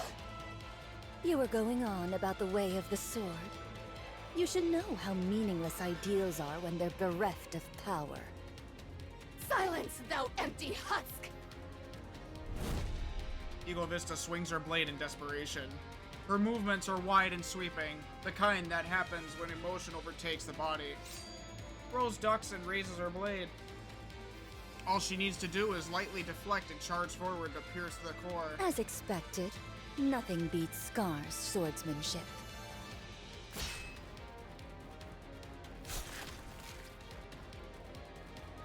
Eagle Vista's blade drives deep into Rose's upper body. Rose collapses. A pity. What the hell? The sword was too worn, too frail to endure mine strikes. That it should end thus, I find it nothing short of regrettable. Snow White levels her gun at the stunned Eagle Vista. She glances toward Nayuta to call for backup, but she sees her staring into the distance, her face frozen in horror. We are undone. What? Just as I feared. We ought not have joined hands with an outsider. Snow White follows Nayuta's gaze. Dozens of glowing red orbs of light hurtle toward Nayuta. Mantra! A thunderous roar echoes in the distance, sending vibrations rippling through the air. The sound slowly draws closer. Nayuta, what's happening? Mount Mantra and make haste. Retreat, I say. Nayuta! When my replicas perish, their nymph returns unto me. The scores of replicas whose whereabouts were lost here have failed. Oh no. They met their end whilst afflicted with corruption. Oh no. Then those lights. Corruption of nymph. That light yonder. Mine own nymph, now corrupted. It comes for me. There is no evading it. She planned this from the start. Then you... Go at once. No more words. Mantra crashes through the wall. We're about to lose Nayuta to corruption. Snow White hesitates. She locks eyes with Nayuta. Fret not, I beseech thee. There is no shortage of what may replace me. Understood. Snow White mounts Mantra. The beast gallops off. Snow White's gaze turns to the fallen Rose. Eagle Vista stares at the ground as if dejected. While Mantra gallops on, Snow White bends down and lifts the battered Rose. With Snow White and Rose aboard, Mantra leaves the area in an instant. Nayuta watches the ominous red lights converging on her. Mirror? Things shall not unfold according to thy will. Nayuta presses her palms together. Light bursts from her body. Though mine original self be forfeit here, there is no want of replicas to succeed me. Eagle Vista's blade smashes into Nayuta's face, sending her tumbling across the ground. Nayuta's vision swims as she is struck by the flat of the sword. Ugh. Self-destruction? How terribly boring. Mirror! I've had my eye on you for quite some time. There's no better material for a puppet than you. I've always coveted you for that. Oh no. She's gonna turn Nayuta into a heretic. Ah, I should mention about your clones. I've already taken care of them, in case things came to this. Injecting corruption directly into your body would be pointless. You would only cure yourself. But even you cannot withstand this much corruption being planted in your nymph. Traitorous scum! Don't look at me like that. I believed in you and cooperated with you in good faith. You can't say in good faith when you planned a backup plan. But I'm simply too disappointed. Please know that my feelings were genuine before. Vile wretch! I swear I shall! Sorry, but you should know. I'll do whatever it takes to win, too. The red light entered Nayuta's body. She struggles, but goes still after a moment. Oh, Nayuta. Short time passes. The red-eyed monk rises to her feet. Oh, Nayuta. How do you feel?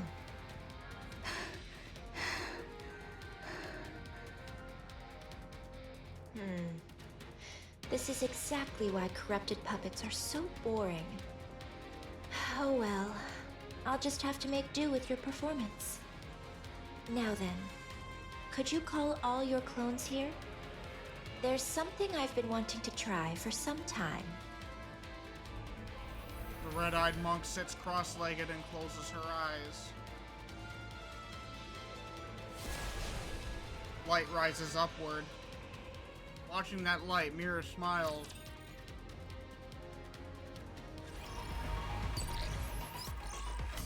No.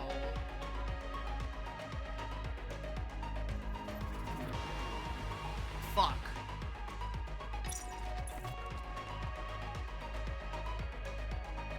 Oh, god damn it. We lost Nayuta. Moving to the designated location. And of course Mirror changes fucking sides. So she doesn't know.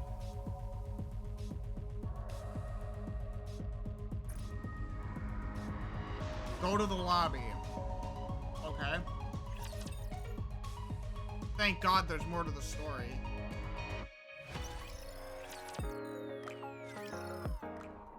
A few days later in Eden. Johan's mind is unsettled. Since the battle with the Queen, there has not been a single day his heart has been at peace. That painful defeat weighs heavily on him. What happened afterward only made things more complicated. The corruption of Nayuta's true body. This is devastating. It'll be fine. Knowing her, she'll come out of this like it's nothing. Then, right on cue, she'll waltz in looking smug as ever. But you said she was corrupted. Even that won't be a problem. I believe in Nayuta. I really want to know Nayuta's ace in the hole here, cause if her true body got corrupted, what else is there? I can't tell if that's trust or just blind optimism. She may not have always told us everything, but she's always been thinking several steps ahead, and we've benefited from that numerous times. So things will be all right. I trust her. Fine. Then I'll trust the monk too. Come to think of it, there's no way someone as conniving as her would be struck down like a dog. She must have something up her sleeve. I hope so, Johan. I really do. The Rapture strategist called Mirror. The newborn Raptures the Queen is said to be creating. New heretics like Altruia and Ego Vista. There may even be more. There probably are. Liberalio, who arrived at Eden with only her head remaining. Rose, severely damaged, now unresponsive, only her brainwaves still active. An unidentified weapon dubbed Rebchoos. So many new and unfamiliar things keep converging in Eden. Johann is conservative by nature. He is not accustomed to accepting things he doesn't have a full grasp on. His years spent on the surface only pushed that tendency to an even greater extreme. Johann steps on something. He frowns and slowly lifts his foot. A sticky black liquid stretches between his boot and the floor. Johann's head hurts.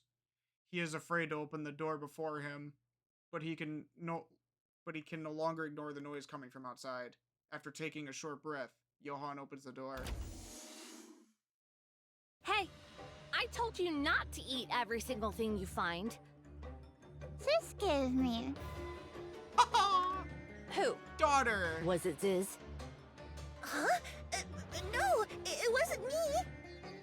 Then who was it? Oh, sorry. I gave it to her. Was I not supposed to? She refuses to eat her meals because she keeps snacking all the time. Come on. Kids should be able to eat what they want. You can't go through life just doing whatever you want. Sometimes you have to do things you don't want to do. Wow, you're being all philosophical all of a sudden. This is certainly heavy. See? It's too heavy for you to lift, isn't it? I said it was heavy. I didn't say I couldn't lift it. Wow. A pseudo-human like you could lift my pincers? It's no big deal. It's your turn. You want me to lift your weapon? I could do that with one hand.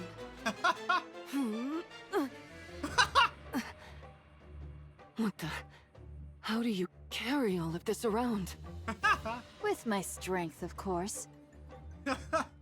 It's nice to see them getting along somewhat. The sub-arm distributes the weight. There's no way you could lift it with strength alone. Huh. You little liar. Even if the weight is distributed, I'm still lifting it with my own strength. A valid point. The total weight doesn't change simply because it's distributed. Allow me, the ever-astute Bahamut, Oh, to no. enlighten you. It's called the law of the totality of mass. There's no such law. Cecil! She's gonna be... I was mistaken. Was it the law of weight conservation? That's not a thing either. Huh. And what would you know about that to act so smug? Don't underestimate the brilliance of my intelligence. Cecil. Pardon me, but what are you reading? A blank notebook. It used to be a book, but it became blank. I, in my infinite wisdom, absorbed all the knowledge in it, rendering it blank. I've never heard of such a thing in my life. Wow, check out her forehead, Cecil. It's so smooth. Oh no. Hey! Don't touch my forehead. Goodness, you could practically use it as a mirror. Shiny. It's blinding. Ow! My eyes! I mean, the sun is so blinding. The moment he opens the door, the troubling thoughts that had been swirling in Johann's mind vanish. His brain mobilizes every resource at its disposal in order to find a way to bring order to this chaotic situation. He combs through his memory and speaks the words he once used to resolve situations like these. Be quiet. But things do not quiet down at all. Johann's head pounds. He needs to resolve this situation one way or another. He quickly assesses what's happening. He approaches the source of the commotion, the person whom everyone is shouting at. What is it? Are you the leader? You could say that, for the time being. We need to sort some things out. You call yourselves the Four Beasts, correct? Yes. You're heretics. Yes. Who created the Queen. Indeed. And you're her associates. Yes. You saddle up to just about anyone, don't you? I've been briefed about you ahead of time. You're... Johann is startled by the sudden, strange sensation against his leg. He looks down. A girl is clinging to his leg. Hug me. My. Just a kid and already taken with a handsome face. Johann ignores the girl and continues. As I was saying, you're... No, you have to hug her. Hug me. End goal is... I have a hard time believing you helped us out of... Hug me. goodwill. So I need you to be clear about your intentions. You're aware of who we're going up against. Hug me. Hug her, damn it! Johann bends down and lifts the girl up. He holds her out at arm's length and looks at her. Hug me. Aww. I don't know how I'm supposed to hug you. Just wrap your arms snug around her. Hug the baby. Johann brings the girl into his embrace with stiff, awkward movements. She falls asleep almost instantly. Aww. She's asleep. You're right. She'll sleep in just about anyone's arms. Do I have to keep holding her like this? Yes. If you put her down, there will be hell to pay. What do you mean by that? She'll cry and scream and all that. How long do I have to stay like this? Probably until she wakes up. Welcome to parenthood, Johann. Johann looks down at the sleeping girl in his arms. The thoughts that had been tormenting him moments ago are completely gone. Focusing all his attention on holding the girl, Johann stood frozen in place. This is the first time Cecil had seen this side of Johann. She bursts out laughing at the end. Aww. Alright, I have a clear picture of what's going on. We'll cooperate. Do I need to remind you of who we're up against? There's no need. We've met her.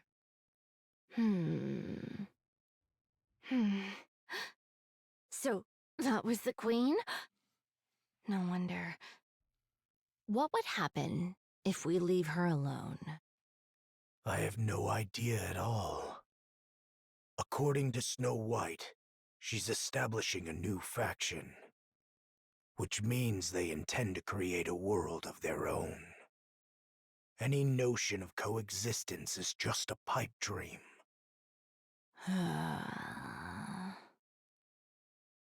Leviathan stares at the girl asleep in Johann's arms. That's reason enough. We're in. Good. So we just wait until the young man contacts us? For now, yes. Understood. We'll wait then. Isn't she heavy? No, I've gotten the hang of it. I see. The girl suddenly opens her eyes wide.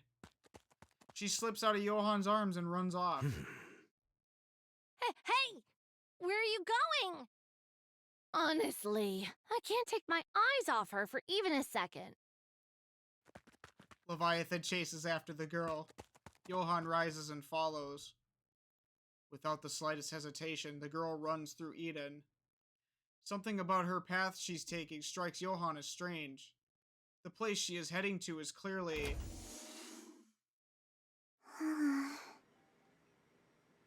The girl quietly stares at Marion, lying there as if asleep. No. She waves her hand in front of her face, but Marion does not wake. She reaches out and places her hand on Marion's chest. No heartbeat can be felt. The girl takes a step back and places her hand on her own chest. She feels 2 heartbeats. The girl continues to stare at Marion. 2 heartbeats! The girl continues to stare at Marion.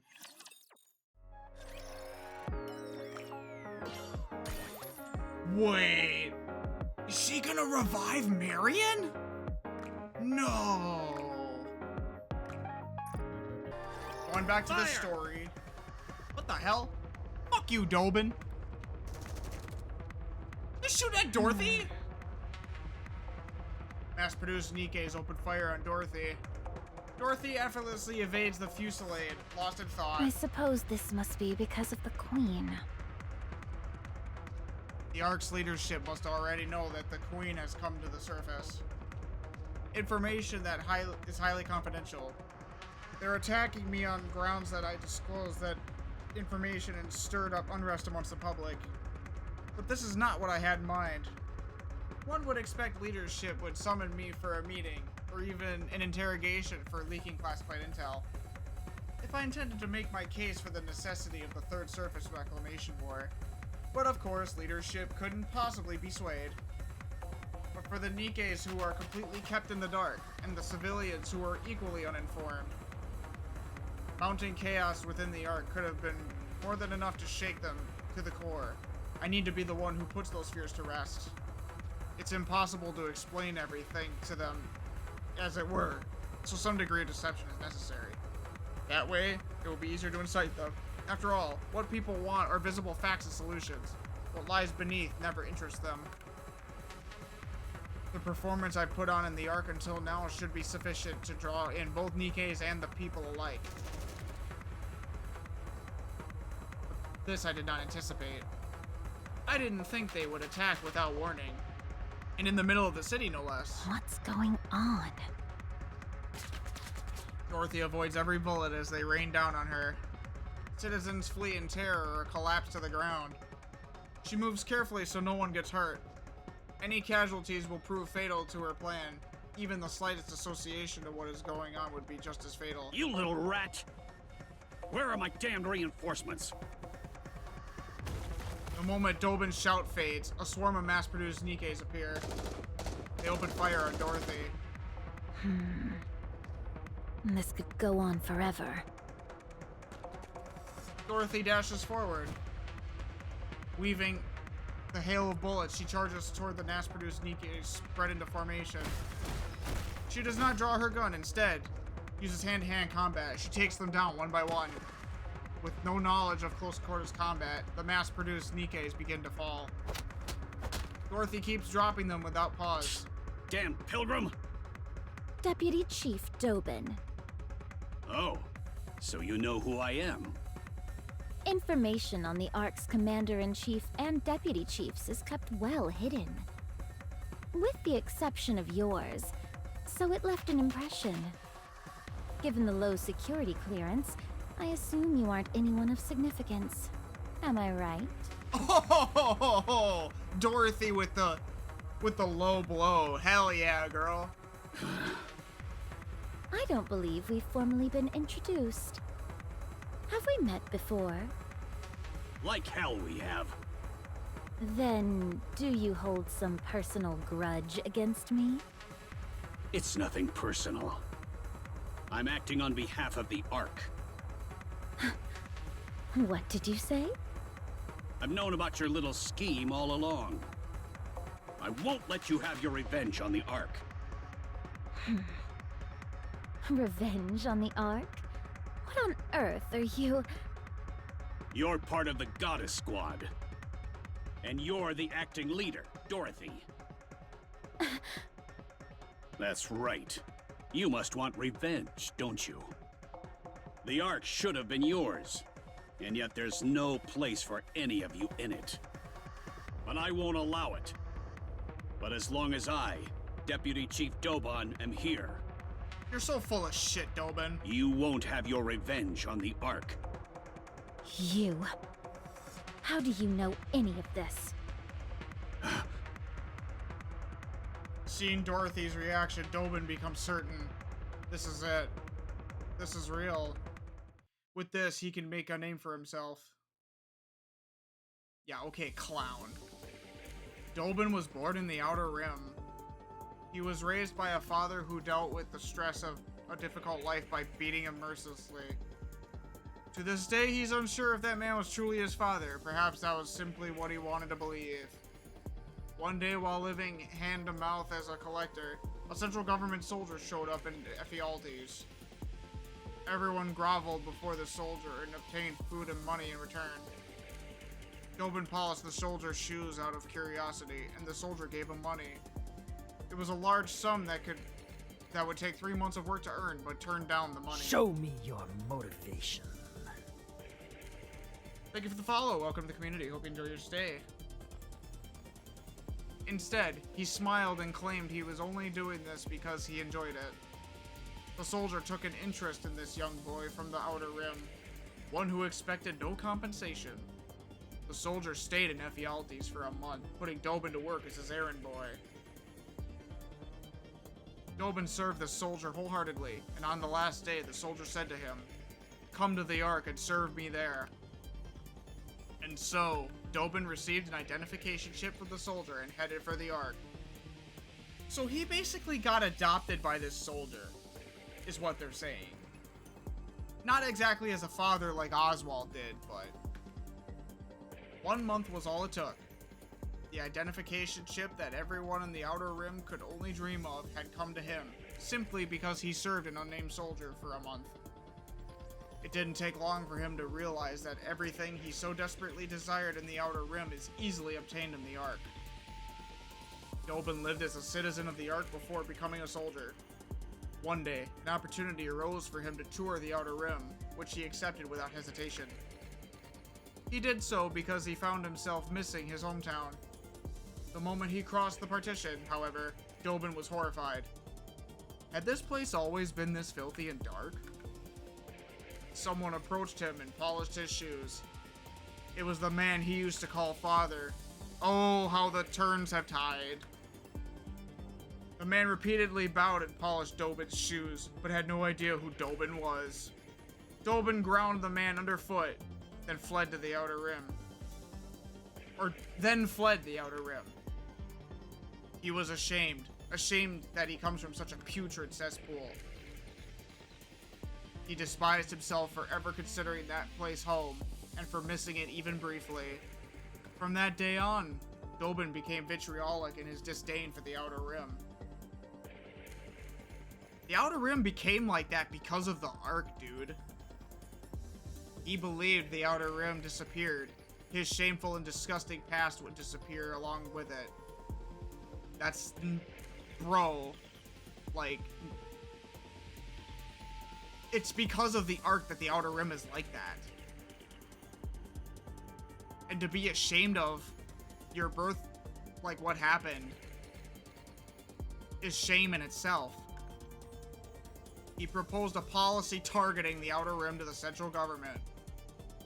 The policy called for isolating the Outer Rim and designating it as a dumping ground. So that was his fault. What a jackass. The central government approved the proposal and gave Dobin full oversight. From the central government's perspective, the Outer Rim had always been a headache, but abandoned or not, it was still a place where people lived. But the policy Dobin presented treated the Outer Rim as a place bereft of inhabitants. What an asshole. If things went wrong, all blame could be pinned on Dobin. From the central government's perspective, there was no reason to refuse. Of course they agreed to it. They have a scapegoat.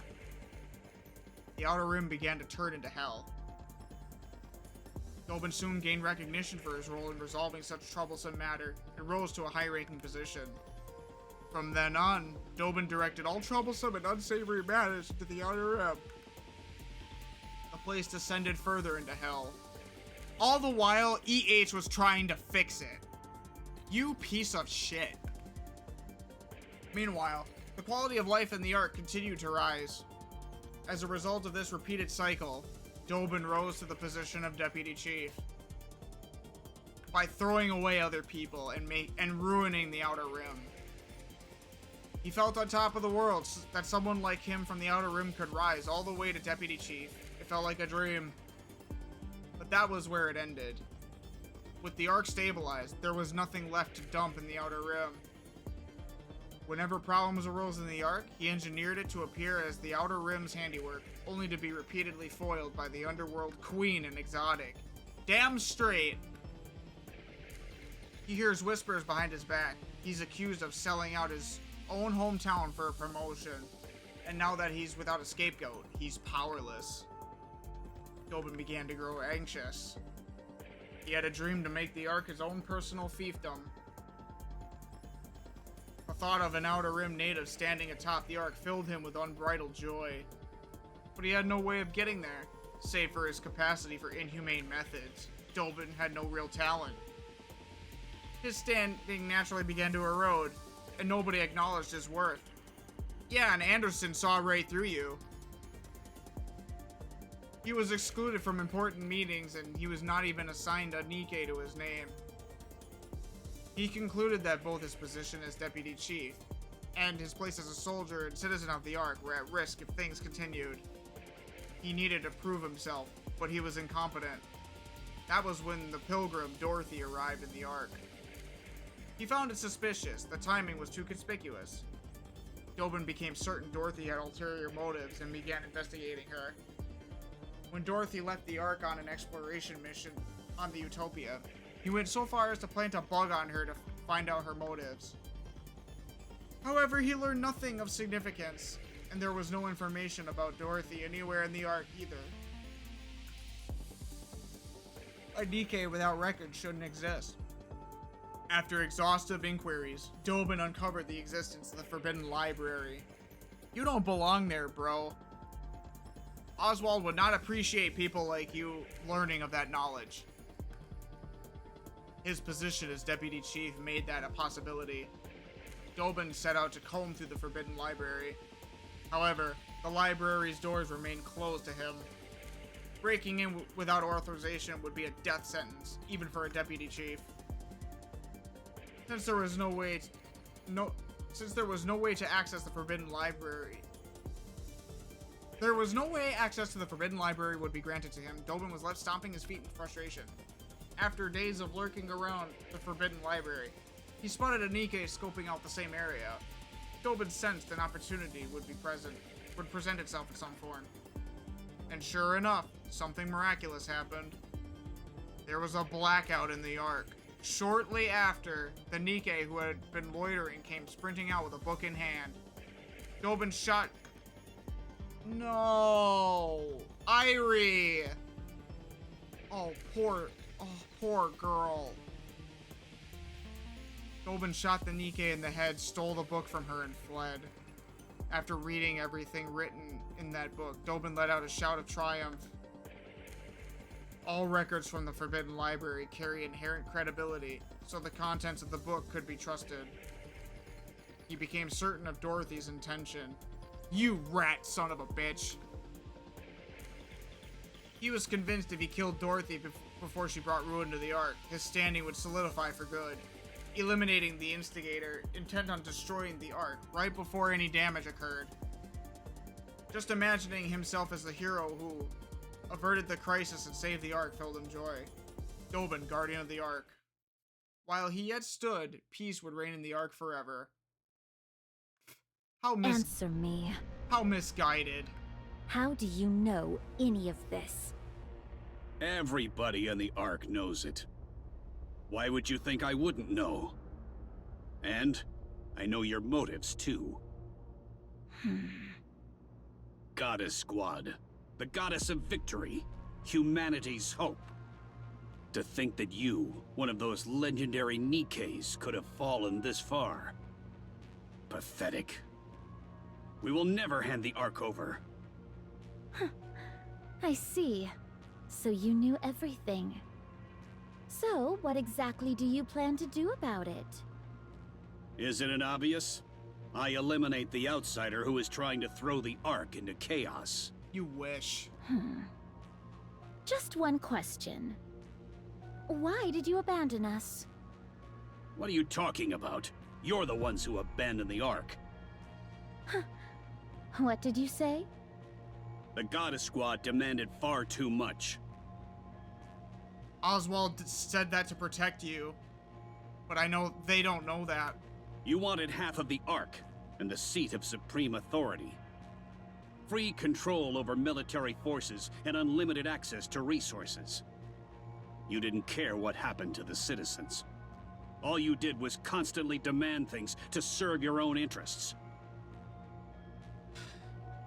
Oswald framed it in such an incredibly bad way, but the fate of the Goddess Squad would have been so much worse had they been let into the Ark. You even threatened us with force. Fortunately, the Ark was strong enough to withstand your assault. And when defeated, all of you fled the Ark with your tails tucked between your legs. Despite all that, to honor your contributions, the Ark elevated you to myth, enshrined you in monuments, and passed down your legend through the generations. Instead of gratitude toward the Ark, this is how you repay us? Have you ever seen us in person? Dorothy's not stupid. She's probably onto him. No. I was born in the Ark. I see. So that's how they recorded it. Dobin knows the whole truth. He knows the author of the Forbidden Library foresaw what fate awaited the Goddess Squad upon entering the Ark. He knows they took on the role of villain to prevent the Goddess Squad from being forgotten. And he knows why the goddesses ended up the way they did. But he doesn't say anything. What matters now is for him, the Ark Deputy Chief, to take down the outsider blinded by revenge and earn his merit. So he must provoke Dorothy into giving him what he wants. All units! This pilgrim has spread misinformation and incited unrest in the Ark. I want her captured alive. We must keep the Ark safe. We cannot allow an outsider to ruin everything we've built. Oh, you liar. You really do have a way with words. It's a battle of falsehood against falsehood. If the official narrative regarding the Goddess Squad is as Dobin says, then Birmingham's passive treatment of her makes sense, but it doesn't matter. People whom Dorothy must appeal to are not those in power, but the Nikkes and the ordinary citizens. Birmingham knows the whole truth. His grandfather was Oswald. He told Birmingham the truth of the Goddess Squad. He knows. No matter what was written in that book. Dorothy holds irrefutable proof that the Queen has descended. Whatever Dobin says about Dorothy's true intentions will crumble before the undeniable physical disaster looming ahead. Both lies will come to light one day, but Dorothy is confident in her victory. If the truth is great enough, even the small lies mixed in have a way of becoming the truth. To ensure she'll come out on top when that decisive moment arrives, Dorothy decides she must first control the public sentiment. Dorothy once again cuts through the mass-produced Nikkes. Escaping would be easy, as would subduing them, but I need to come off as the victim, since public tends to side with the weak. I'll give them just enough of a fight and take some hits, but under no circumstances can I use my gun, and there must be absolutely no casualties. I must appear as someone targeted by the central government for telling the truth. Dobin's actions here will give the Nikkes and citizens the confirmation that they need. Confirmation that the central government has been deceiving the Ark. Why don't you take a nap? Dorothy drives her knee into the abdomen of a mass-produced Nikke. The Nikke bends at the waist and groans. That moment, the mass-produced Nikke explodes, sending fragments scattering everywhere. Huh? The Nikke beside her charges with a shriek and lunges at Dorothy, trying to grab her. He's making him frickin' kamikaze? You sick bastard. Dorothy reflexively dodges and breaks the Nikke's stance. The Nikke staggers, then detonates. What is wrong with you? Dorothy brushes a fragment of something from her face and realizes with certainty. What a dirty trick. What the hell? This pilgrim killed those Nikkes. All units, switch from suppression rounds to live ammunition. This pilgrim has no intention of cooperating. That is not gonna work, dude. It's so obvious she's not the one doing that. She hasn't even used her gun. All the mass-produced Nikke simultaneously replace their magazines and fire at Dorothy.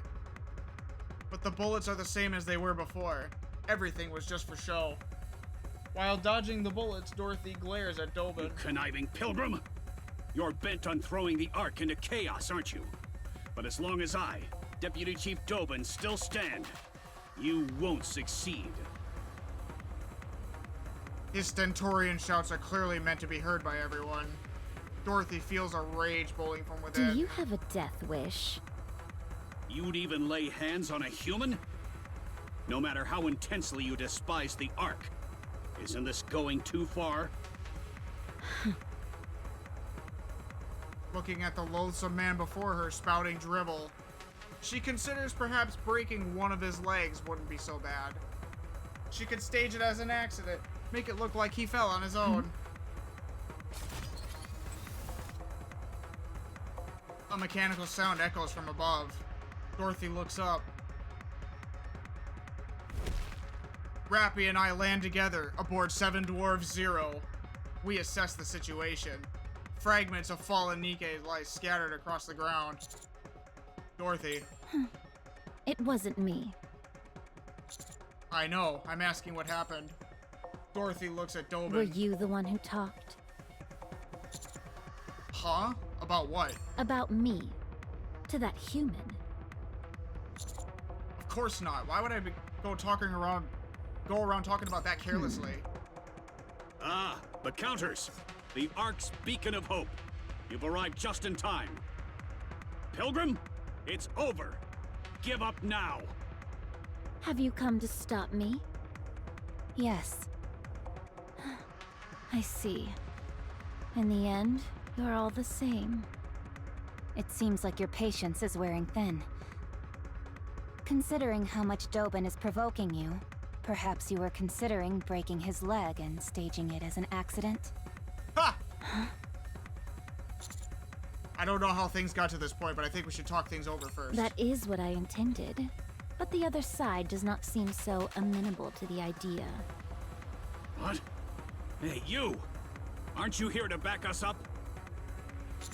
No, we came to take Dorothy with us. You fool! Take a good look at this carnage. That pilgrim has already killed 2 of my precious Nikkes. Invaluable assets to the Ark. That's impossible. Dorothy doesn't use explosives. It looks to me like those Nikkes exploded from the inside out. As if someone planted bombs in them beforehand. You idiot! A little success and suddenly you can't see what's right in front of you. This pilgrim is set on overturning the Ark. And you're defending her? Yes, I am siding with Dorothy.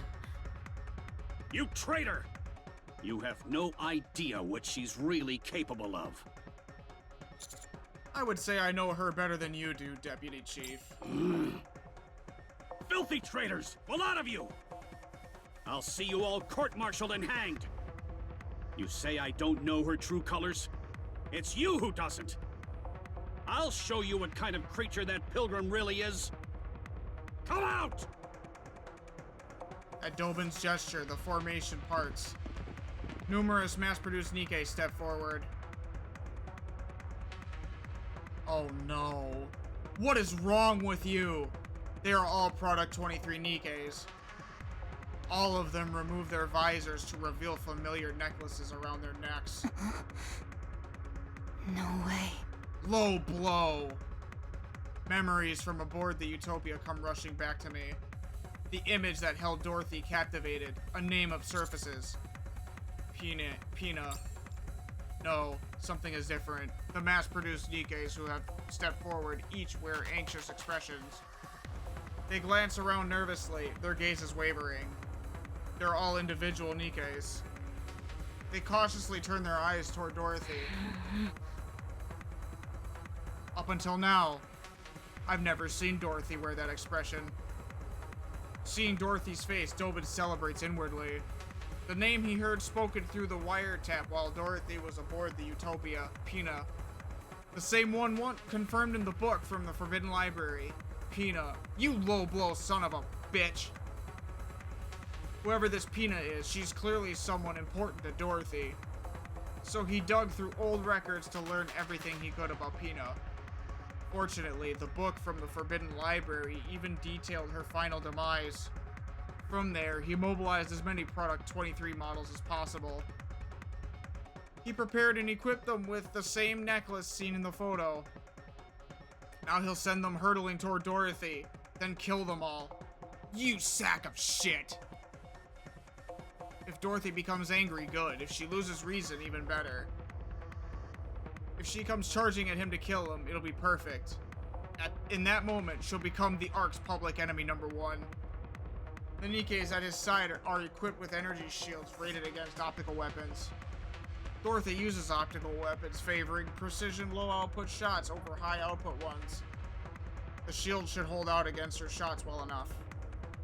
And in the process, Dorothy's weakness will fully become exposed. After that, everything will fall into place. He'll take down Dorothy, the Pilgrim, with unclear motives who poses a clear threat. God, I hate Dobin right now. It'll be easy to frame her for attempting to overthrow the Ark, especially because she's a well-known Pilgrim. Then Dobin will be recognized for his efforts, for saving the Ark from danger.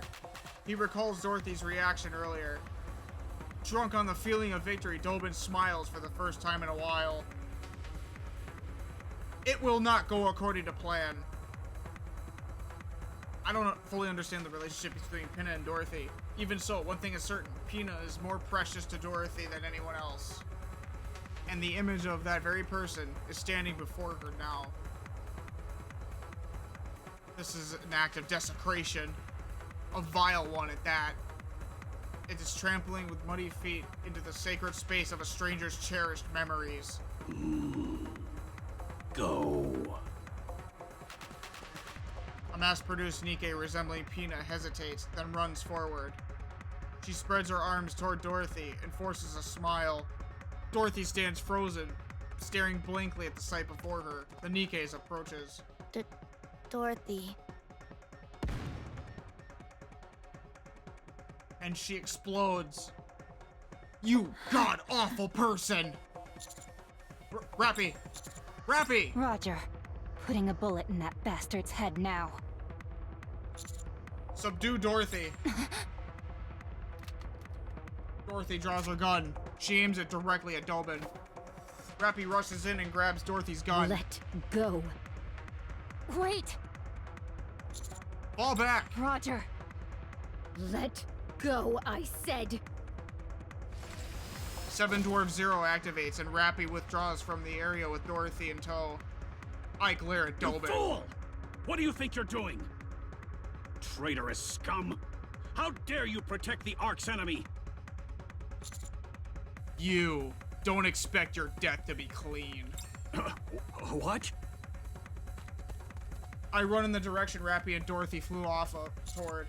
Anise, Neon, change of location. What? But we're almost there. Then where do we go? Head toward the hospital. I'll send you the exact location later. Okay. See you later, Master. I cut the transmission and break into a full sprint. Oh, I hope your death is not clean, Dobin. I hope you meet your better end. I sprint in the direction Rappy and Dorothy are headed.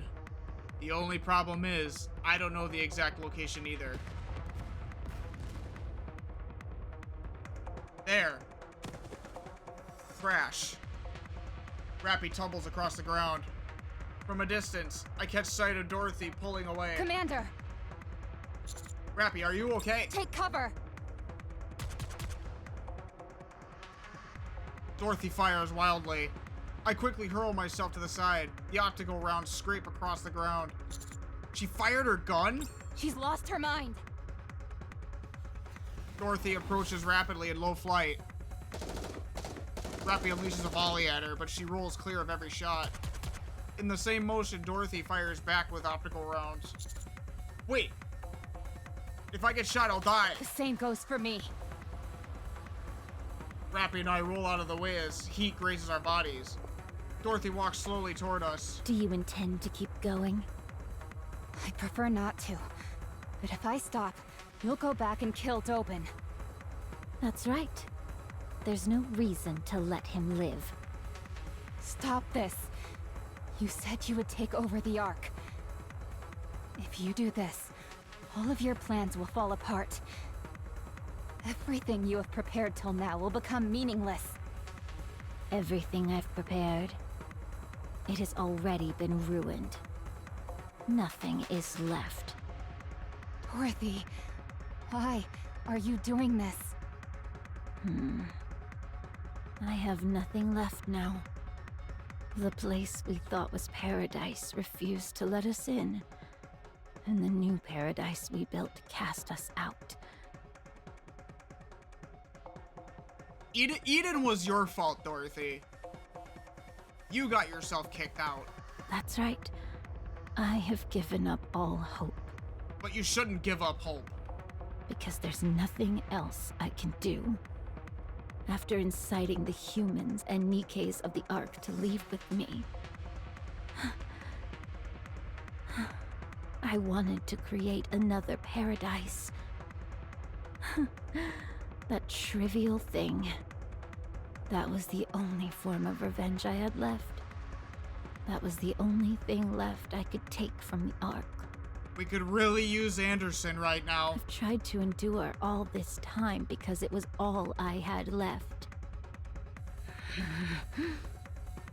But what I can't endure is that.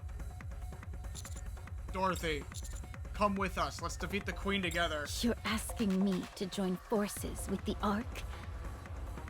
You heard what happened from Snow White herself. What was done to me. To us. I'll never forgive the Ark for that. I'll convince them. I'll make sure you're compensated for everything you've suffered. You know that would never happen. Dorothy levels her gun at me. You idiot! Anise is here! Neo Neon has arrived! Anise and Neon jump down from a building and land loudly behind Dorothy. Dorothy hurriedly turns and pulls the trigger. Anise's hand blocks the optical round aimed at Neon's head. Whoa! Oh. Did you just... I just... Dorothy steps back. Were you trying to kill her? No, I wasn't. I'm sorry. Dorothy! Hey! Are you okay? Are you okay? Oh no. She's gonna lose her mind.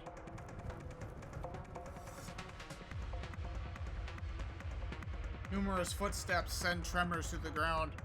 Countless NIKKEs are advancing toward us. At the forefront of Product 23 models. You sack of shit. Well done, Counters. Hold her right there.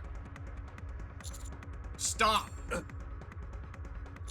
Don't take another step and don't even think about giving any orders. You son of a... Counters. We protect Dorothy. Roger. Got it! Firepower! Firepower! We face off against Dobin's forces with Dorothy standing behind us.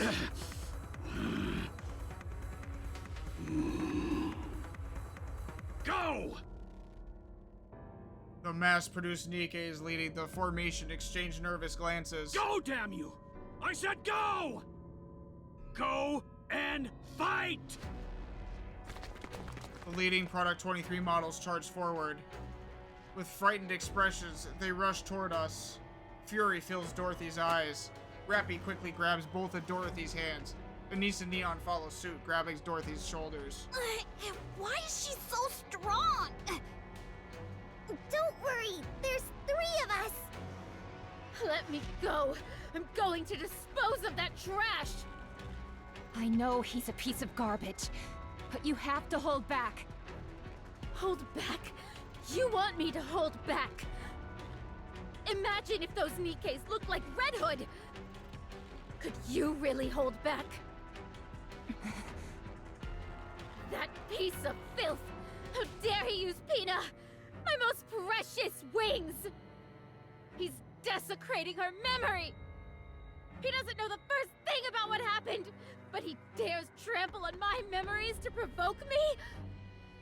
My most precious memories! You already know he's trying to get a rise out of you, so don't fall for it. I don't care! I'll play right along! No, Dorothy, don't do it. Very well. I'll take the bait! Were you being serious? Yes, I'm serious! Rappy releases Dorothy's hands. She looks straight at Dorothy and says, Okay. Then let's kill him together. What? If that's what you want, then let's kill him together, Dorothy. What? I'm your friend, so I'm in this with you. What are you saying?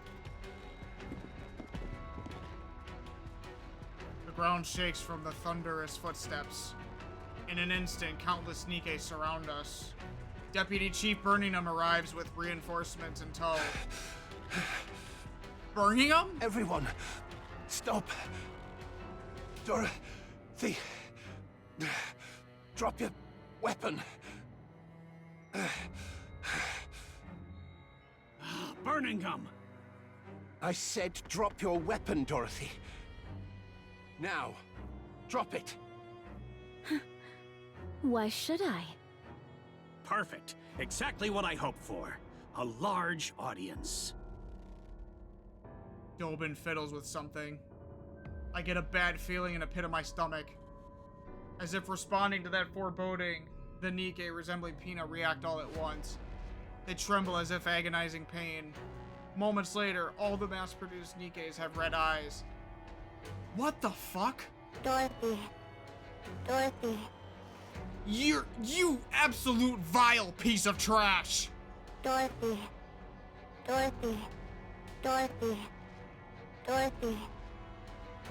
They begin calling her name in metallic, distorted voices. You son of a bitch, how dare you recreate that? Are they corrupted? Go on then, Pilgrim. Shoot. Isn't shooting corrupted Nikkes your specialty? You piece of shit.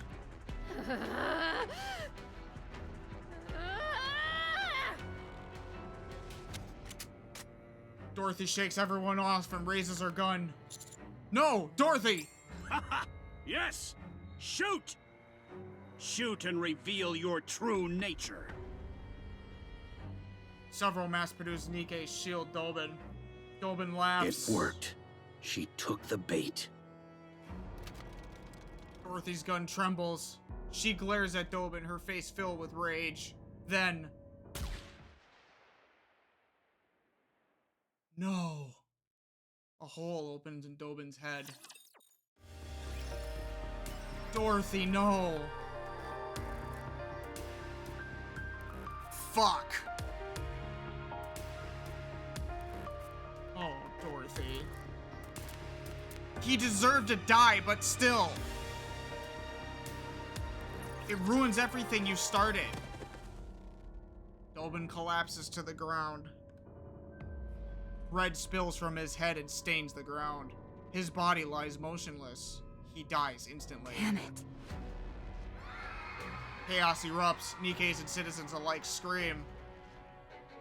One of the Ark's highest authorities, a deputy chief, is dead. Dorothy, what have you done? It wasn't me. What? Then who? I turn my head. Smoke rises from Deputy Chief Burningham's gun. Burningham, my goat. My absolute goat.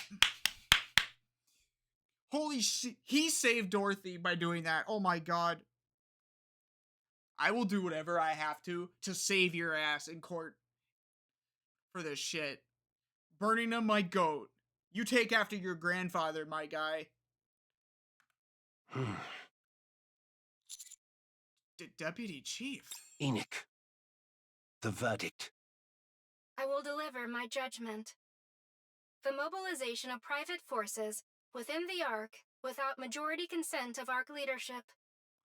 The use of live ammunition within the Ark without majority consent of Ark leadership. The use of explosives within the Ark without majority consent of Ark leadership. The meaningless sacrifice of NIKKEs in the process. Furthermore, the misuse of classified research data pertaining to corruption without majority consent of Ark leadership. All of the above actions resulted in considerable disorder within the Ark. I hereby deliver judgment on Deputy Chief Burningham, who carried out summary execution on Deputy Chief Dobin, the party responsible for the aforementioned offenses. On the basis that Deputy Chief Dobin's actions could have further destabilized the Ark's already turbulent situation. On the basis of the potential threat posed to the Ark by unnecessarily provoking the pilgrim, Dorothy, an unidentified entity.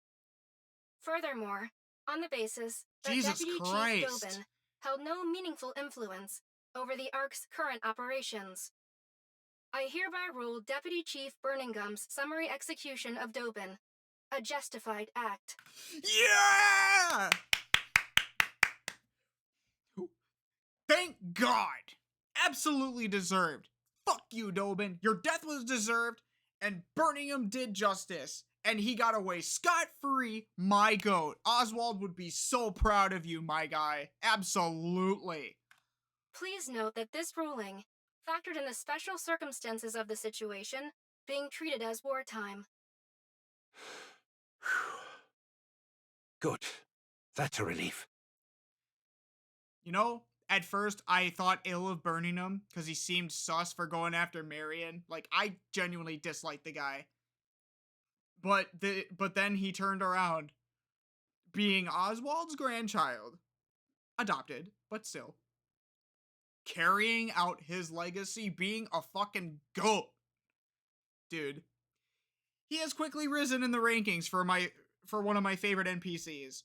Dude, he's gonna be favorite NPC for the 4th anniversary. I almost guarantee it. Him and Oswald are gonna duke it out.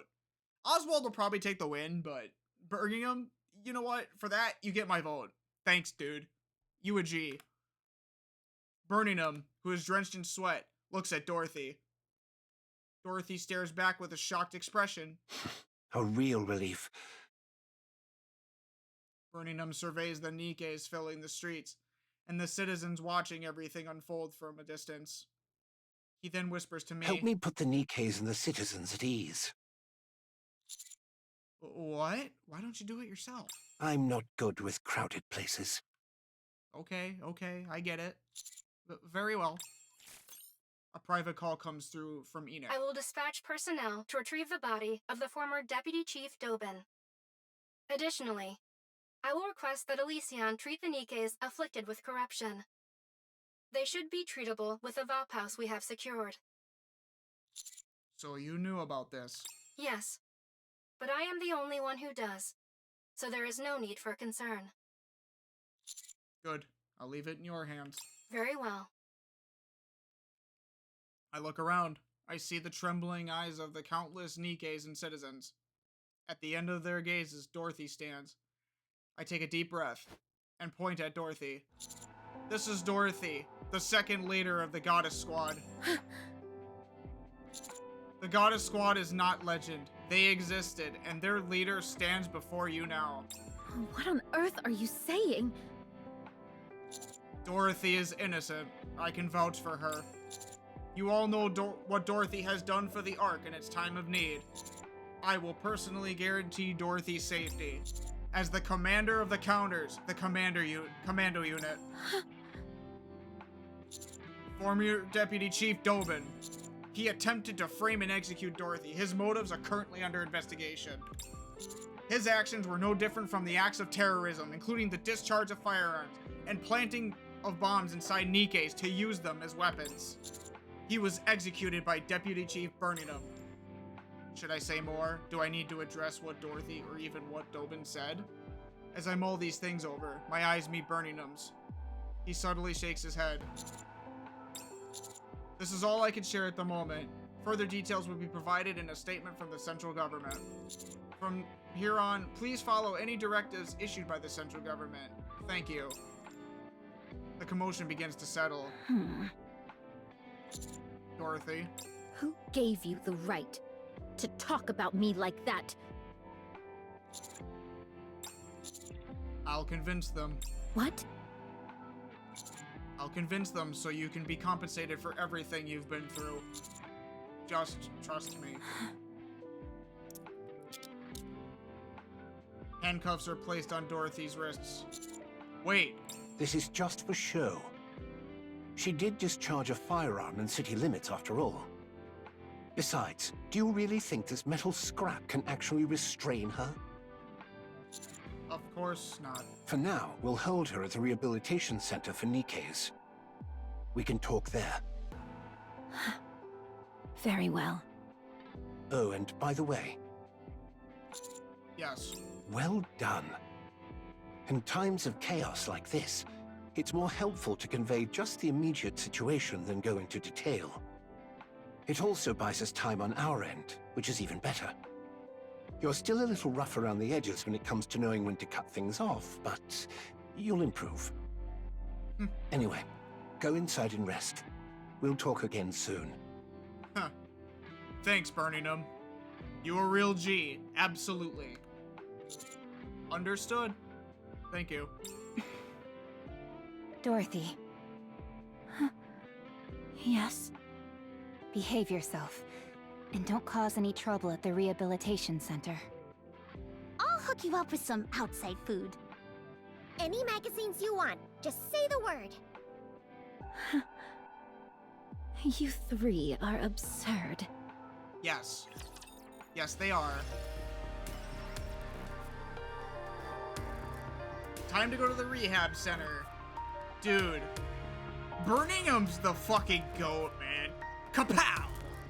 Yeah, fuck you, Dobin. Deserved. Deserved!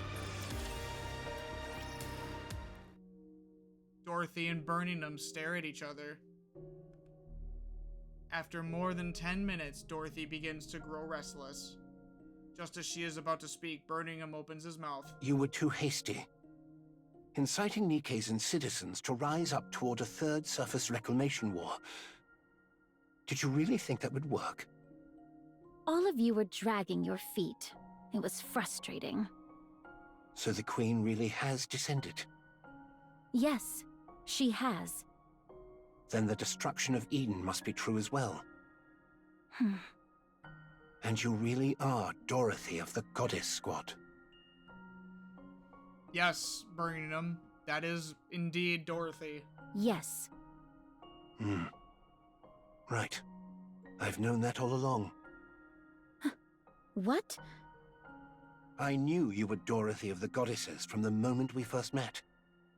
I knew those in the Ark regarded us as legends, but I didn't expect a deputy chief of all people to buy into it. When we first met, you asked me something. You mentioned someone's name and asked if I knew it. Oswald. Yup, your grandfather. He's my grandfather, although not by blood.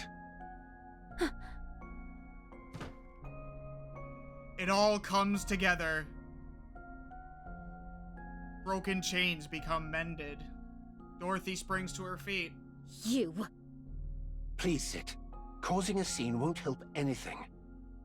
I'll explain. That would be wise. Dorothy sits back down. I doubted you. I wasn't convinced that you were truly Dorothy from the Goddess Squad. I saw through your true intentions of either destroying or taking over the Ark early on. But I couldn't bring myself to dispose of you. According to my grandfather's records, you were the most radiant goddess of victory of all. My grandfather Oswald. He allowed himself to be disgraced in order to protect you all. What are you talking about? She's about to learn what Oswald did to protect them. After Operation Ark Guardian ended, the Ark deliberated over what to do with the Goddess Squad. They were certain you would wield influence far beyond the central government. So on the day you returned to the Ark, they mobilized every method they could to bring you goddesses down and to drag you from your pedestal. No one adored the Goddess Squad more than my grandfather. He held a high enough position to oversee the entirety of Operation Ark Guardian. So he abandoned the Goddess Squad, because it was obvious to anyone that they would be destroyed if they returned to the Ark. You honestly expect me to believe that? I know. There's no evidence of it. But back then, the central government was filled with the likes of Dobin. If you're going to lie, you should at least get your story straight. What you're saying contradicts Dobin's account considerably. Dobin was lying. Do you really expect me to believe you on your word alone? There's nothing more I can say. Dobin lied to provoke you. That's all there is to it. Then how did he know how Peanut died? My grandfather apparently listened to every conversation in that temporary camp. He recorded it all in a book. He heard everything? Yes. It seems he originally intended to wait longer, since moving too hastily could have exposed him. But after what happened to you, he moved up the schedule. Because he feared the goddesses would crumble.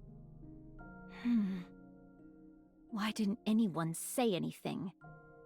If what you're saying is true, why did he abandon us instead of telling the truth? Because even if he told you that entering the Ark meant you would be placed on trial, destroyed politically, and buried under false charges, you would still insist on coming to confirm it for yourselves. That was how deep your trust in the Ark ran, after all. If he'd told you that there was a problem in the Ark and that he'd contact you later, you would never have left the Ark's entrance. Because your concern for the Ark ran that deep. From my grandfather's perspective, he needed a lie that was convincingly realistic. Everything comes to lay bare the truth in its entirety, and Dorothy learns all of it. I hope this brings closure for her. A lie that would keep you away from the Ark. Even if it bred hatred, rage, or a thirst for revenge. Even if it meant you would one day return to exact that revenge. He wanted to make sure you never wished to set eyes on the Ark again. Then why didn't he call us back afterward? The Ark had long been dominated by VTC, and VTC would never have tolerated your existence. There was nothing he could do, since they were too powerful. So my grandfather filed a false report saying the Goddess Squad had deserted. Later, after VTC was destroyed, the situation improved. But too much time had passed at that point. There was no way to find any of you. Then that means you knew what we went through. You knew my true identity when I came to the Ark, so that means you knew of my objectives too. Then why did you stay silent? Did you want to humiliate me? As I said before, I doubted you. It was far too obvious that you would come to the Ark for revenge after being abandoned like that. So I kept watch this whole time, to determine whether you were the Dorothy of the past, or the Dorothy of the present, blinded by revenge. And I came to a conclusion. Your grandfather would have been heartbroken to see what became of the Dorothy he once knew. But you know what? The only reason I'm this way is because of you. I'm sorry. Dorothy freezes. What did you say? I can't speak for the entire Ark, but I apologize. I didn't come here for an apology. Dorothy, what do you want from the Ark? The Ark. I want to seize it and get my revenge. No.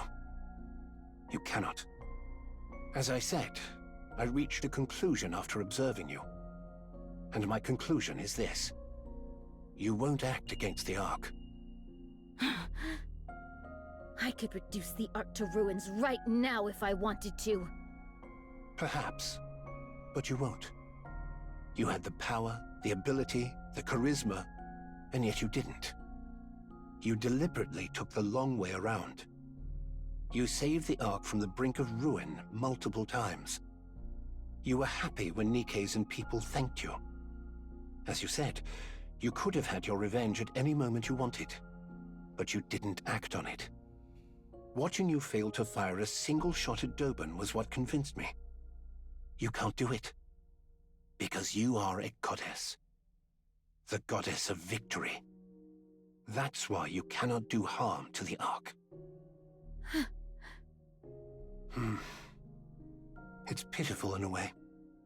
You dreamed of revenge for such a long time, yet you soften immediately at the slightest recognition and respect. It's regrettable. And yet you cannot help but love NIKKE's, humans, and humanity itself. It's truly sad. That you're destined only to be used by others, despite having the wherewithal to take revenge, yet unable to go through with it. How foolish of you. Why, who are you to talk to me like that? And that's precisely why. You're still the goddess of victory. I can't leave you like this. Tell me clearly, are you an enemy or an ally? If you are our enemy, we will strike you down. But if you are still our goddess of victory, the Ark will help you. Without fail. We will help you become the goddess of victory once again. Humanity's hope. A true goddess. Please, stop. Don't say any more. Because Dorothy feels like she might start to hope again. Birmingham places an old book on the table titled Dorothy. This is a handwritten record about you that my grandfather left behind. Read it. You deserve that much. Birmingham rises from his seat, then turns and walks out. He looks back at Dorothy, staring blankly at the book on the table. Birmingham looks at Dorothy, then straightens. Dorothy lifts her head and looks back at Birmingham. There was something I always wanted to say to you if I ever met you. Birmingham salutes. For fighting for humanity. Please don't. Don't say it. I sincerely thank the Goddess Squad. The door closes. Dorothy stares ahead blankly. Oh, sweetheart. You deserved so much better. All of you did. No.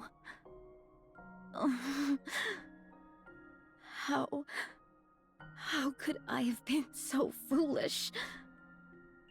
So easily.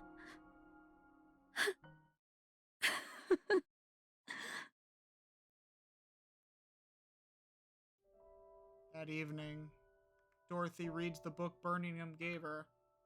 The final page is filled with nothing but words of guilt toward the goddesses, which Dorothy stares at blankly through the entire night. When morning comes, she hears that a high-ranking official from the central government has requested a visit. She doesn't want to go because it's certain to be an uncomfortable meeting. Even so, she gets to her feet. Dorothy sits in a chair in the visitation room. Birmingham come back? Is it us? Her visitor is yet to arrive, but Dorothy is relieved as she still wrestles with her feelings. A short while later, she hears the door opening behind her. Who is it? Is it Anderson? Please! Please! Please let it be Anderson. Please, please. It's overdue. She's back in the Ark. Anderson can talk to her. Please. She does not turn around. She hears the door close and footsteps draw nearer. Dorothy lowers her head and closes her eyes, a silent signal that she doesn't want to be spoken to. Then, a familiar scent reaches her. The scent of marigold. Click. She hears a teacup being placed in front of her, and the sound of the chair across from her being pulled out and someone sitting in it. A brief silence ensues. The sound of tea being sipped from across the table is heard. Dorothy opens her eyes. She looks at the golden liquid swirling in the teacup. After letting out a short sigh, Dorothy reaches for the cup. Just as she is about to grasp it, the handle, a voice speaks from across the table. Nothing beats a good cup of tea. Anderson! Finally! After years! I see you're still as picky as ever. Dorothy freezes and her pupils widen. She barely manages to lift her trembling head to look forward. Anderson looks at Dorothy with a gentle smile. She meets her commander once again. Holy legendary moment. Miss Dorothy. Commander. Holy shit. I'm about to cry. Real shit. Holy fuck. Do you know how many years people have been waiting for this? Thank goodness. I was worried you might not recognize me now that I'm older. How? Dorothy's thoughts come to a halt. Oh, poor girl. Oh my god. How many times in the past has she been manipulated by ghosts from her past? First Lilyweiss, then Pina. Wariness fills Dorothy's eyes. Who are you? Anderson silently looks at Dorothy. Dorothy silently looks back at Anderson. After staring at one another for a long time, Dorothy becomes certain. He is not an illusion, nor a monster wearing another's skin. He's the same person she once knew, bearing the marks of time on his face. The same person who shared her most radiant days. Tears fall from Dorothy's eyes. You're alive. Ta-da! I'm still alive and kicking. Oh, oh, Dorothy. I'm sorry I couldn't come see you sooner. But you've got to admit, reuniting in a prison visitation room is quite dramatic. Oh, she knows that's her commander. The things you get to see when you live long enough. To think that such a noble lady would end up in a cell. The others would get a real kick out of this. Oh. It's okay, Dorothy. You can let it all out now. You haven't changed at all. There's a bit more intensity in your eyes, but you're exactly the same. Maybe I should have become a NIKKE too. I'm the only one aging here. It's ridiculous. Do you have some kind of skincare routine? Care to share it with me? She knows that's her commander. Please, be quiet. Can't you see? I'm crying right now. Stop crying or you'll get me started too. The older I get, the easier the tears come. It's becoming quite the problem. I've been taking all sorts of things for my health, but nothing's quite what it used to be. Please, just keep it down. Honestly, I told you not to cry. Only the sound of Dorothy's sobs echoes through the visitation room. Oh, we have been waiting with bated breath. Ever since Dorothy came back to the Ark, and we 100% confirmed that Anderson was the commander of the Goddess Squad. We're like, when? When are they going to meet? When will Dorothy get the final closure that she deserves? And soon, potentially, the rest of the goddesses who are still with us. Dorothy brings the tea to her lips. Not bad at all. The leaves are good, and it's well brewed. Look at you, pretending to be elegant when you were just bawling your eyes out 2 seconds ago. How long are you going to keep bringing that up? Let me see. Until I get to tell Lilith? I already know. That damned queen stole Lilith's body. Oh boy. That thing needs to die, without a doubt. But what are you doing here right now? You must have already heard everything. Yes, that's why I'm asking. You could be out there right now trying to tear the queen's head off. So what are you doing, sitting here? On a journey of self-discovery, are you? I could say the same thing about you, Commander. You were alive this whole time. What were you doing? And despite me already being in the Ark, why did you wait until now to— Calm down. I'll explain everything. It's been a while since I talked about the old days. My heart's racing. Quit kidding around.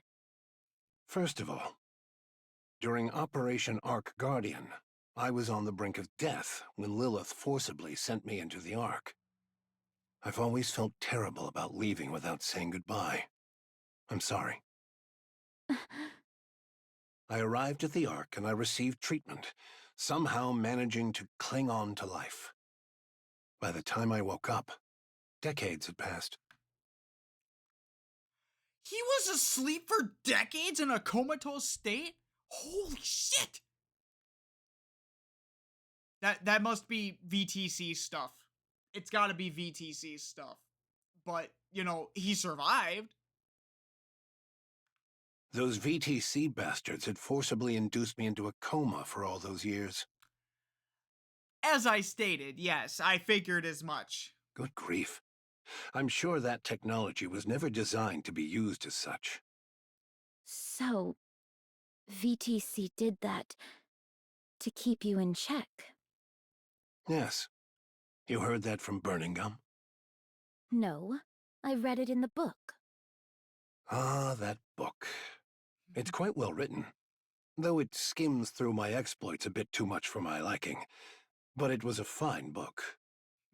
So he knows about Oswald. Good. Anyway, after sleeping like the dead for all those years, it was thanks to a man named Arthur that I finally woke up. When I came to, my body was a wreck, and you were all, bizarrely, being called pilgrims. I did some digging and used every connection I had to investigate why things ended up like this. I eventually found the culprit. It was VTC, a painfully obvious conclusion. Yeah. After getting myself back in shape, I heard there was an event where key figures would gather. Oh. So I went and paid them a little visit. He fucking destroyed them. You killed them all. Yes, I did. I let the leader escape, though. Princess. My achievement was recognized. Even though it's an achievement for eliminating political enemies. It was a good thing you let Princess go, because otherwise Neon wouldn't be where she is, and honestly, a good chunk of this story would be much worse off. I even rose to the position of Deputy Chief. After that, I tried tirelessly to find all of you. But you were just too good at running away. There was no way to catch any of you.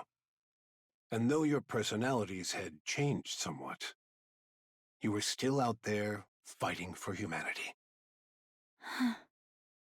I desperately wanted to go up there myself, but my body couldn't last a day without specialized treatment. And considering the mortality rates up on the surface, sending someone else up was too risky a proposition. So, I left things as they were. I simply issued a directive not to attack any pilgrims since they are friendly to humanity, and to request their help instead. Still, you could have tried at least once. How could I possibly face any of you? I fled to the Ark at the end of Operation Ark Guardian, and left you stranded for decades. The fact that I was sent here against my will doesn't change that fact. So I decided to simply watch over you and help from a distance. Because the me that I am now is someone with authority without the ability to act. Even so... I wanted to see you, but, well, I couldn't. Anderson lightly taps his side with his fist. A metallic thud echoes. I can no longer be the commander who charges into battle alongside you. It's embarrassing. So after stepping back from the front lines, I did what I could to help with surface reclamation efforts. I cleaned up the mess we had for a military, rewrote our combat manuals. I worked quite hard, in whatever way I could. But things were a disaster. After 2 failed surface reclamation wars, the Ark was in shambles. So I've been managing the fallout ever since, right up to now. I gotta pause here for a second to say, holy fucking lore dump we're getting right now. This is probably the largest lore dump since Goddess Fall? Shit. The lore dump here is the most in NIKKE so far. 200%.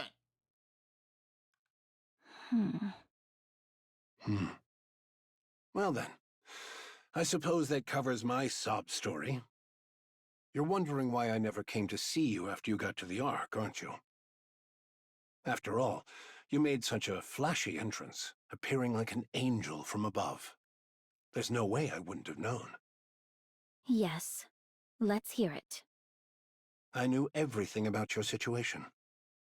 I knew better than anyone why you'd come to the Ark. That's why I stayed away. What on earth are you saying? Because if you had asked me to destroy the Ark together, I would have agreed. I would have smashed the Ark with you and cheered for Eden. The Ark matters. Like it or not, it is humanity's last refuge. It must be protected at all costs. That is why I went to Birmingham. He has a sharp eye for people and good instincts. He's a talented man with no flaws, aside from his weight. All these years and people still rat on him for his weight, but give him the good compliments. He deserves it. I asked him to determine your true intentions. If you were still the same as before, the Ark would help you. But if you were truly intent on destroying the Ark... You told him to kill me? Yes. You would do that to me? The hero who is forced to cut down a fallen comrade. Talk about a cliché. On the other hand, the hero who sides with his fallen comrade and joins the Demon King's army. That's also not terribly original. I'm glad you haven't changed. Commander, I've changed a lot. No. You're the same. I'm convinced of that. You put on that tough act all by yourself. But in the end, you're guided by your heart, and you sacrifice yourself for the greater good. Stand with the Ark, Dorothy. Let's go kill that queen. Just thinking about that bitch keeps me awake at night. Yeah! Yes. After sharpening your teeth on revenge for so long, it won't be easy. But Dorothy, the reason you never put your plans into action means you never truly intended to see them through. Excuse me for a moment. Anderson takes out his phone. Yes, it's me. Yes. I'll return shortly. I'm meeting an old acquaintance. My condition has been stable, so I don't see why I need such frequent checkups. Understood. I'll be there soon. Yes. See you later.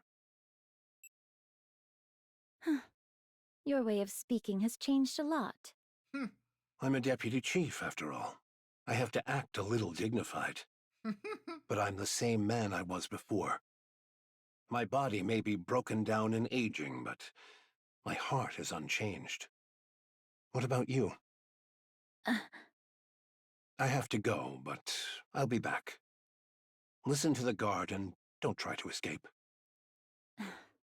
Commander, despite all that's happened, I'm glad I could see you again. See? I told you I tear up easily now that I'm getting older. Aww. Oh, try these! They're apparently mint chocolate seafood chips! I'm so glad they got their reunion. Oh my god, I've been waiting so long for that. Yay! I feel better now. What's going on here? A party? Yuck! What unholy abomination is that? Sounds like a gourmet haute cuisine snack. What? Let Dorothy be the judge. She has discerning taste.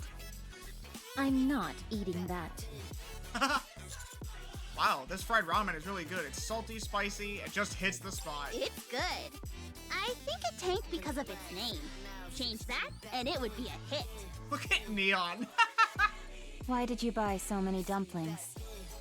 The shop's grill was fired up to the max. With firepower like that, it can't taste all that bad. Dorothy, want to give it a sniff? It's got this great smokiness. No, thank you. Then what about this? It's called flour bread. There's red bean paste inside. Why would a flour bread have red bean paste in it? Beats me. Maybe because it's shaped like a flower? Now that you mention it, there are a lot of different breads like that. Fish-shaped bread, for example. Oh, I read in a book that they used to put real fish in fish bread. What kind of weird books are you even reading? By the way, Dorothy, why are you eating? We brought all of this for you. You say that, but all of you seem to be doing the eating. Because you're refusing everything even if we spoon-feed you. You haven't spoon-fed me anything yet. Fine. Then open wide and say ah. A niece. See? Even if we spoon-feed you, you won't eat. Then feed me instead. There. Ugh. Why did you stick your fingers in? Since you are done eating, could you leave now? Haven't even started. 30 minutes later. That was delicious. Shall we get going then? Yeah.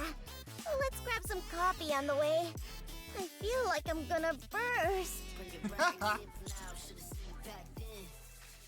Oh, Dorothy, be sure to eat the creme brulee today, otherwise it'll spoil. Are you really leaving? Yeah, we finished eating after all. Did you not come because you had something to say?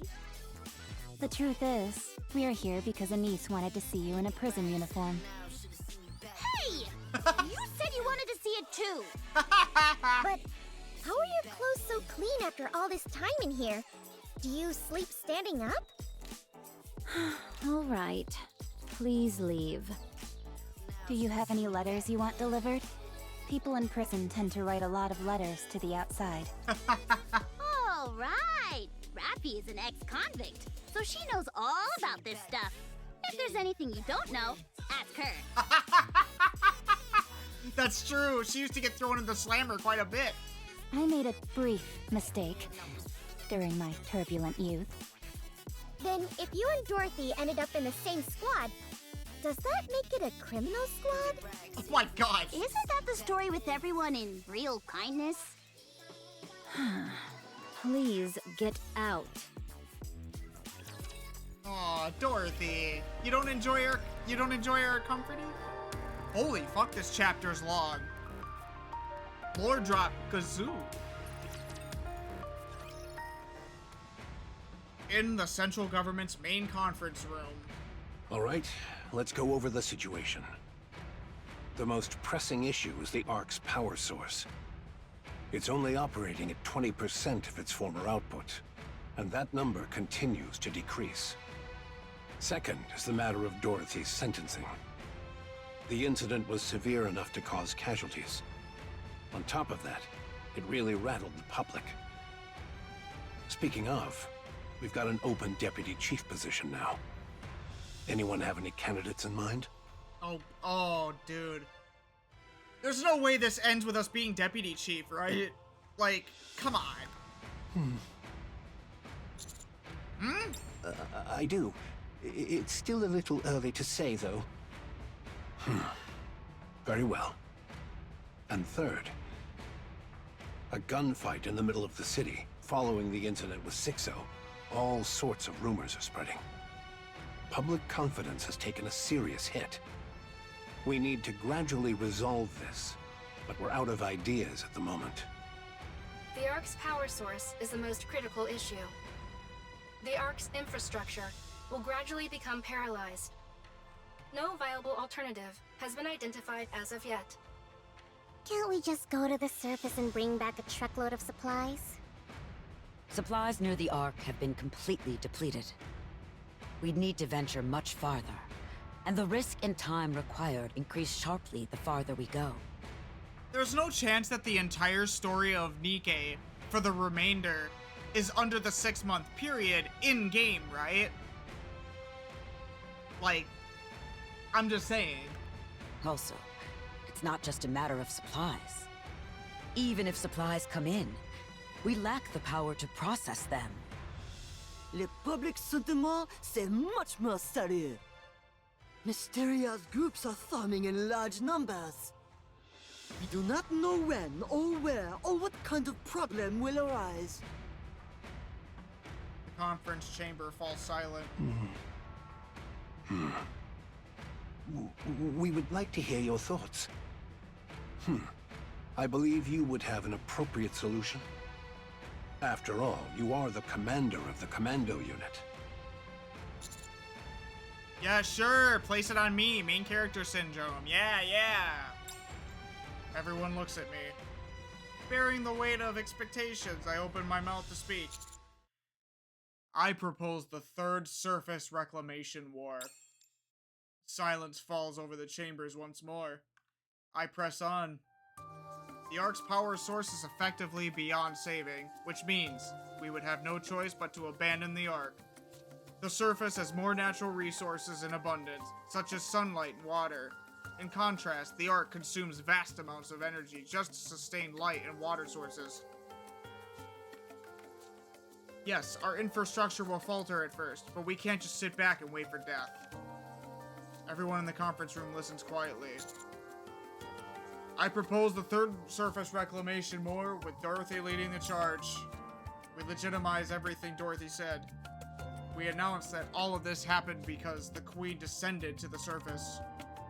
We attribute the string of incidents that occurred in the Ark to the Queen. The central government kept all this secret to prepare for the third surface reclamation war. But in the wake of Dorothy's revelation, decided to go public to prevent anything worse. Since we cannot let Dorothy's words turn out to be a lie, we place Dorothy at the vanguard. Additionally, I demand the restoration of her reputation and that the entire Goddess Squad. That last request seems rather personal. I won't deny it. Do you think Dorothy will go along with this? Of course. The Third Surface Reclamation War? Are you out of your mind? The Raptors are infinite. How long are we going to bang our heads against this wall? The Raptures are no longer infinite. What? It's been confirmed. That's the right. Raptors are now finite in number. Enoch verified it. What are you saying? Ugh. To summarize, the Ark can no longer serve as humanity's home. The Queen has descended. The Raptors are no longer infinite. With Eden's new technology, our equipment production output is sufficient. The Ark's strength is at its peak, and our comrades on the surface will be a great asset to us. The time for the Third Surface Reclamation War is now. If we don't do this now, it will be impossible later. I agree. We haven't even put this to a vote yet. I'm fully in agreement. We're talking about surface reclamation. Doesn't just the thought of it make your heart race? This is the moment Elysian has been walking the tactical path toward. Onward, AZX! Onward, Admire! Damn. Onward, Wings of Victor! Oh, damn, girl! Pipe down, Miss Tactical. Whew, my apologies. I got a bit carried away there. I admire your spirit, Ingrid. Will this be another large-scale surface deployment? That remains to be seen, but it's unlikely. In many ways, this may well be our last opportunity. Right? Fine. I'll run a check on that function then. It's been maintained pretty consistently, so there shouldn't be a problem. Much appreciated. Huh? What? What? You didn't know? The Ark can rise to the surface. What? The fuck? Nani the fu- Of course it can, because it's akin to Noah's Ark, which floats on water. Of course it can. I should have guessed. I just didn't think so because of its massive scale, but of course I was wrong. What? It's not called the Ark for nothing. It can float. That's what it was designed and built for. I just said that! The Ark can rise to the surface? Yes. How many times do I have to say it? It rises. It can go up. I can't believe it. Enoch, if you would. Yes. I will review the feasibility, timing, and probability of success for the Third Surface Reclamation War. How long will it take? So who's above the deputy chiefs? Who in the central government is above the deputy chiefs, causing the problems that the central government's been causing? And what about the commander-in-chief? Who is this special person that is seemingly absent? The report will be ready within 1 month. Good. I'll leave it to you. All right. We need the 2 other deputy chiefs to agree on this. A matter of this magnitude requires a unanimous decision. Wait, who are the other 2? There's no need to worry. The commander-in-chief is still in the same state. The remaining 2 have delegated full authority to me. I see they still have no interest in the Ark. Who are these clowns? I'd like each of you to begin your research and preparations with the Third Surface Reclamation War's execution in mind. Un moment. What is it, Mustang? Mustang? You're announcing the Third Surface Reclamation War maintenant? Oh no, certainly not! Public morale is at its absolute lowest. You're gonna propose the TT Star concert, aren't you? You're gonna propose the concert to raise morale. I see right through you, Mustang. Also, it doesn't help that that's literally the theme of this whole update. To declare war in the middle of this would be catastrophic.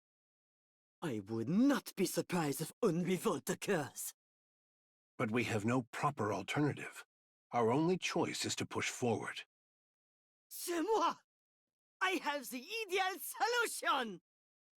We hold un grand concert to celebrate the third Surface Reclamation War! Strip away the solemnity and march toward a better tomorrow for all of humanity! Et voila! That's how we present le festival! Yeah, leave it to Mustang to put entertainment as a grand motivator. Moi excels at this! The crème de la crème, in fact! Mais, it will cost beaucoup de money! Hard to believe this is, we still have no closure about old Mustang versus new. This won't end with just one concert, no! We open concert after concert! Encore, encore! We will captivate the souls of every Ark citizen! Absolument! Entertainment! So what makes people forget their pain and anxiety? That is not what old Mustang would say. Something's real sus about all this. Very well. You'll have the central government's backing. I'll leave that part in your hands. C'est bon! Therefore, Commandant. Me? Yes? TT Star must be the premier act at the third Surface Reclamation War Festival! Of course it is. They must be our numéro un! Absolument! Oh.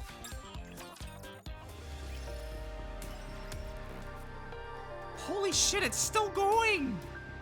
Repair center. Oh. Oh my god, Irie's still alive!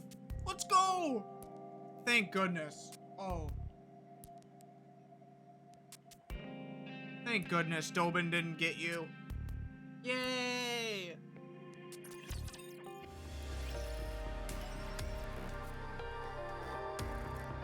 Did I just skip? God damn it! Why? I can't believe I hit skip. I meant to hit auto. Oh my god, I'm terrible. I'm terrible, chat. I'm terrible. I hope I can view that before. Nope. Shit. Alright. So... Okay. I'm going to assume that Ingrid just tells Irie what all went down. And, yeah.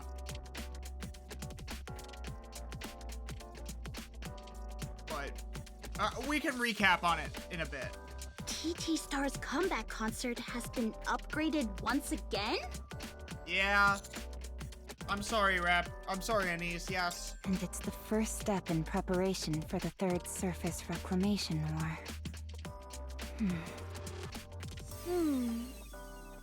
Isn't it a bit much? Tell me about it. My thoughts exactly. We're not the only ones performing, right? Given the scale of things? There may be some supporting acts, but it's essentially a TT Star solo concert. Did you obtain the NIKKE production technology? Yes, Bacillus provided it. Huh? Why Bacillus and not Elysian? Are you not afraid of our tactical ways? Bacillus is the best when it comes to NIKKE production technology, after all. I suppose. I suppose that's true. If we've secured the technology, we should head to Eden quickly. It can't be helped. We're short on time, so let's get going. Your participation in the concert is mandatory, Anise. Huh? Me? Yes.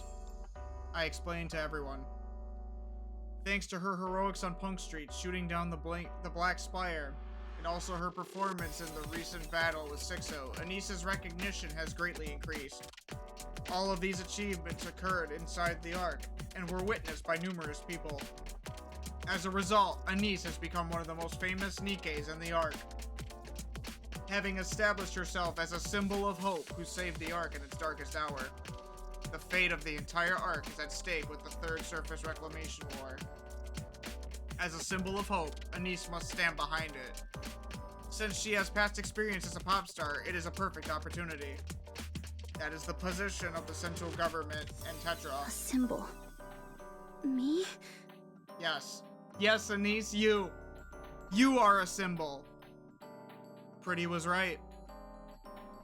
You are our hope, our shining star of the Ark. Yes. I'd wager you're a source of hope for a lot of people in the Ark.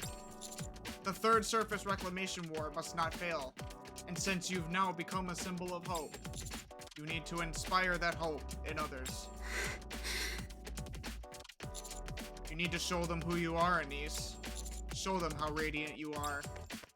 Rappy and Neon place their hands on Anise's shoulders. Be humble, Anise. Don't get all high and mighty just because you got a little famous.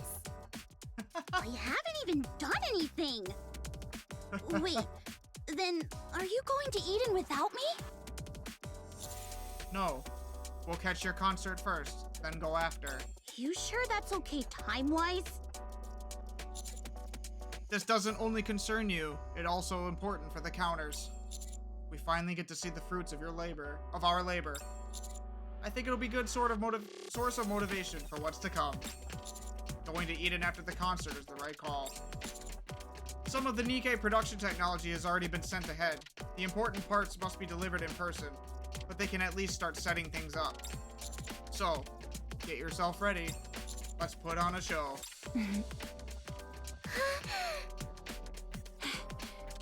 All right. I'll put on one hell of a show!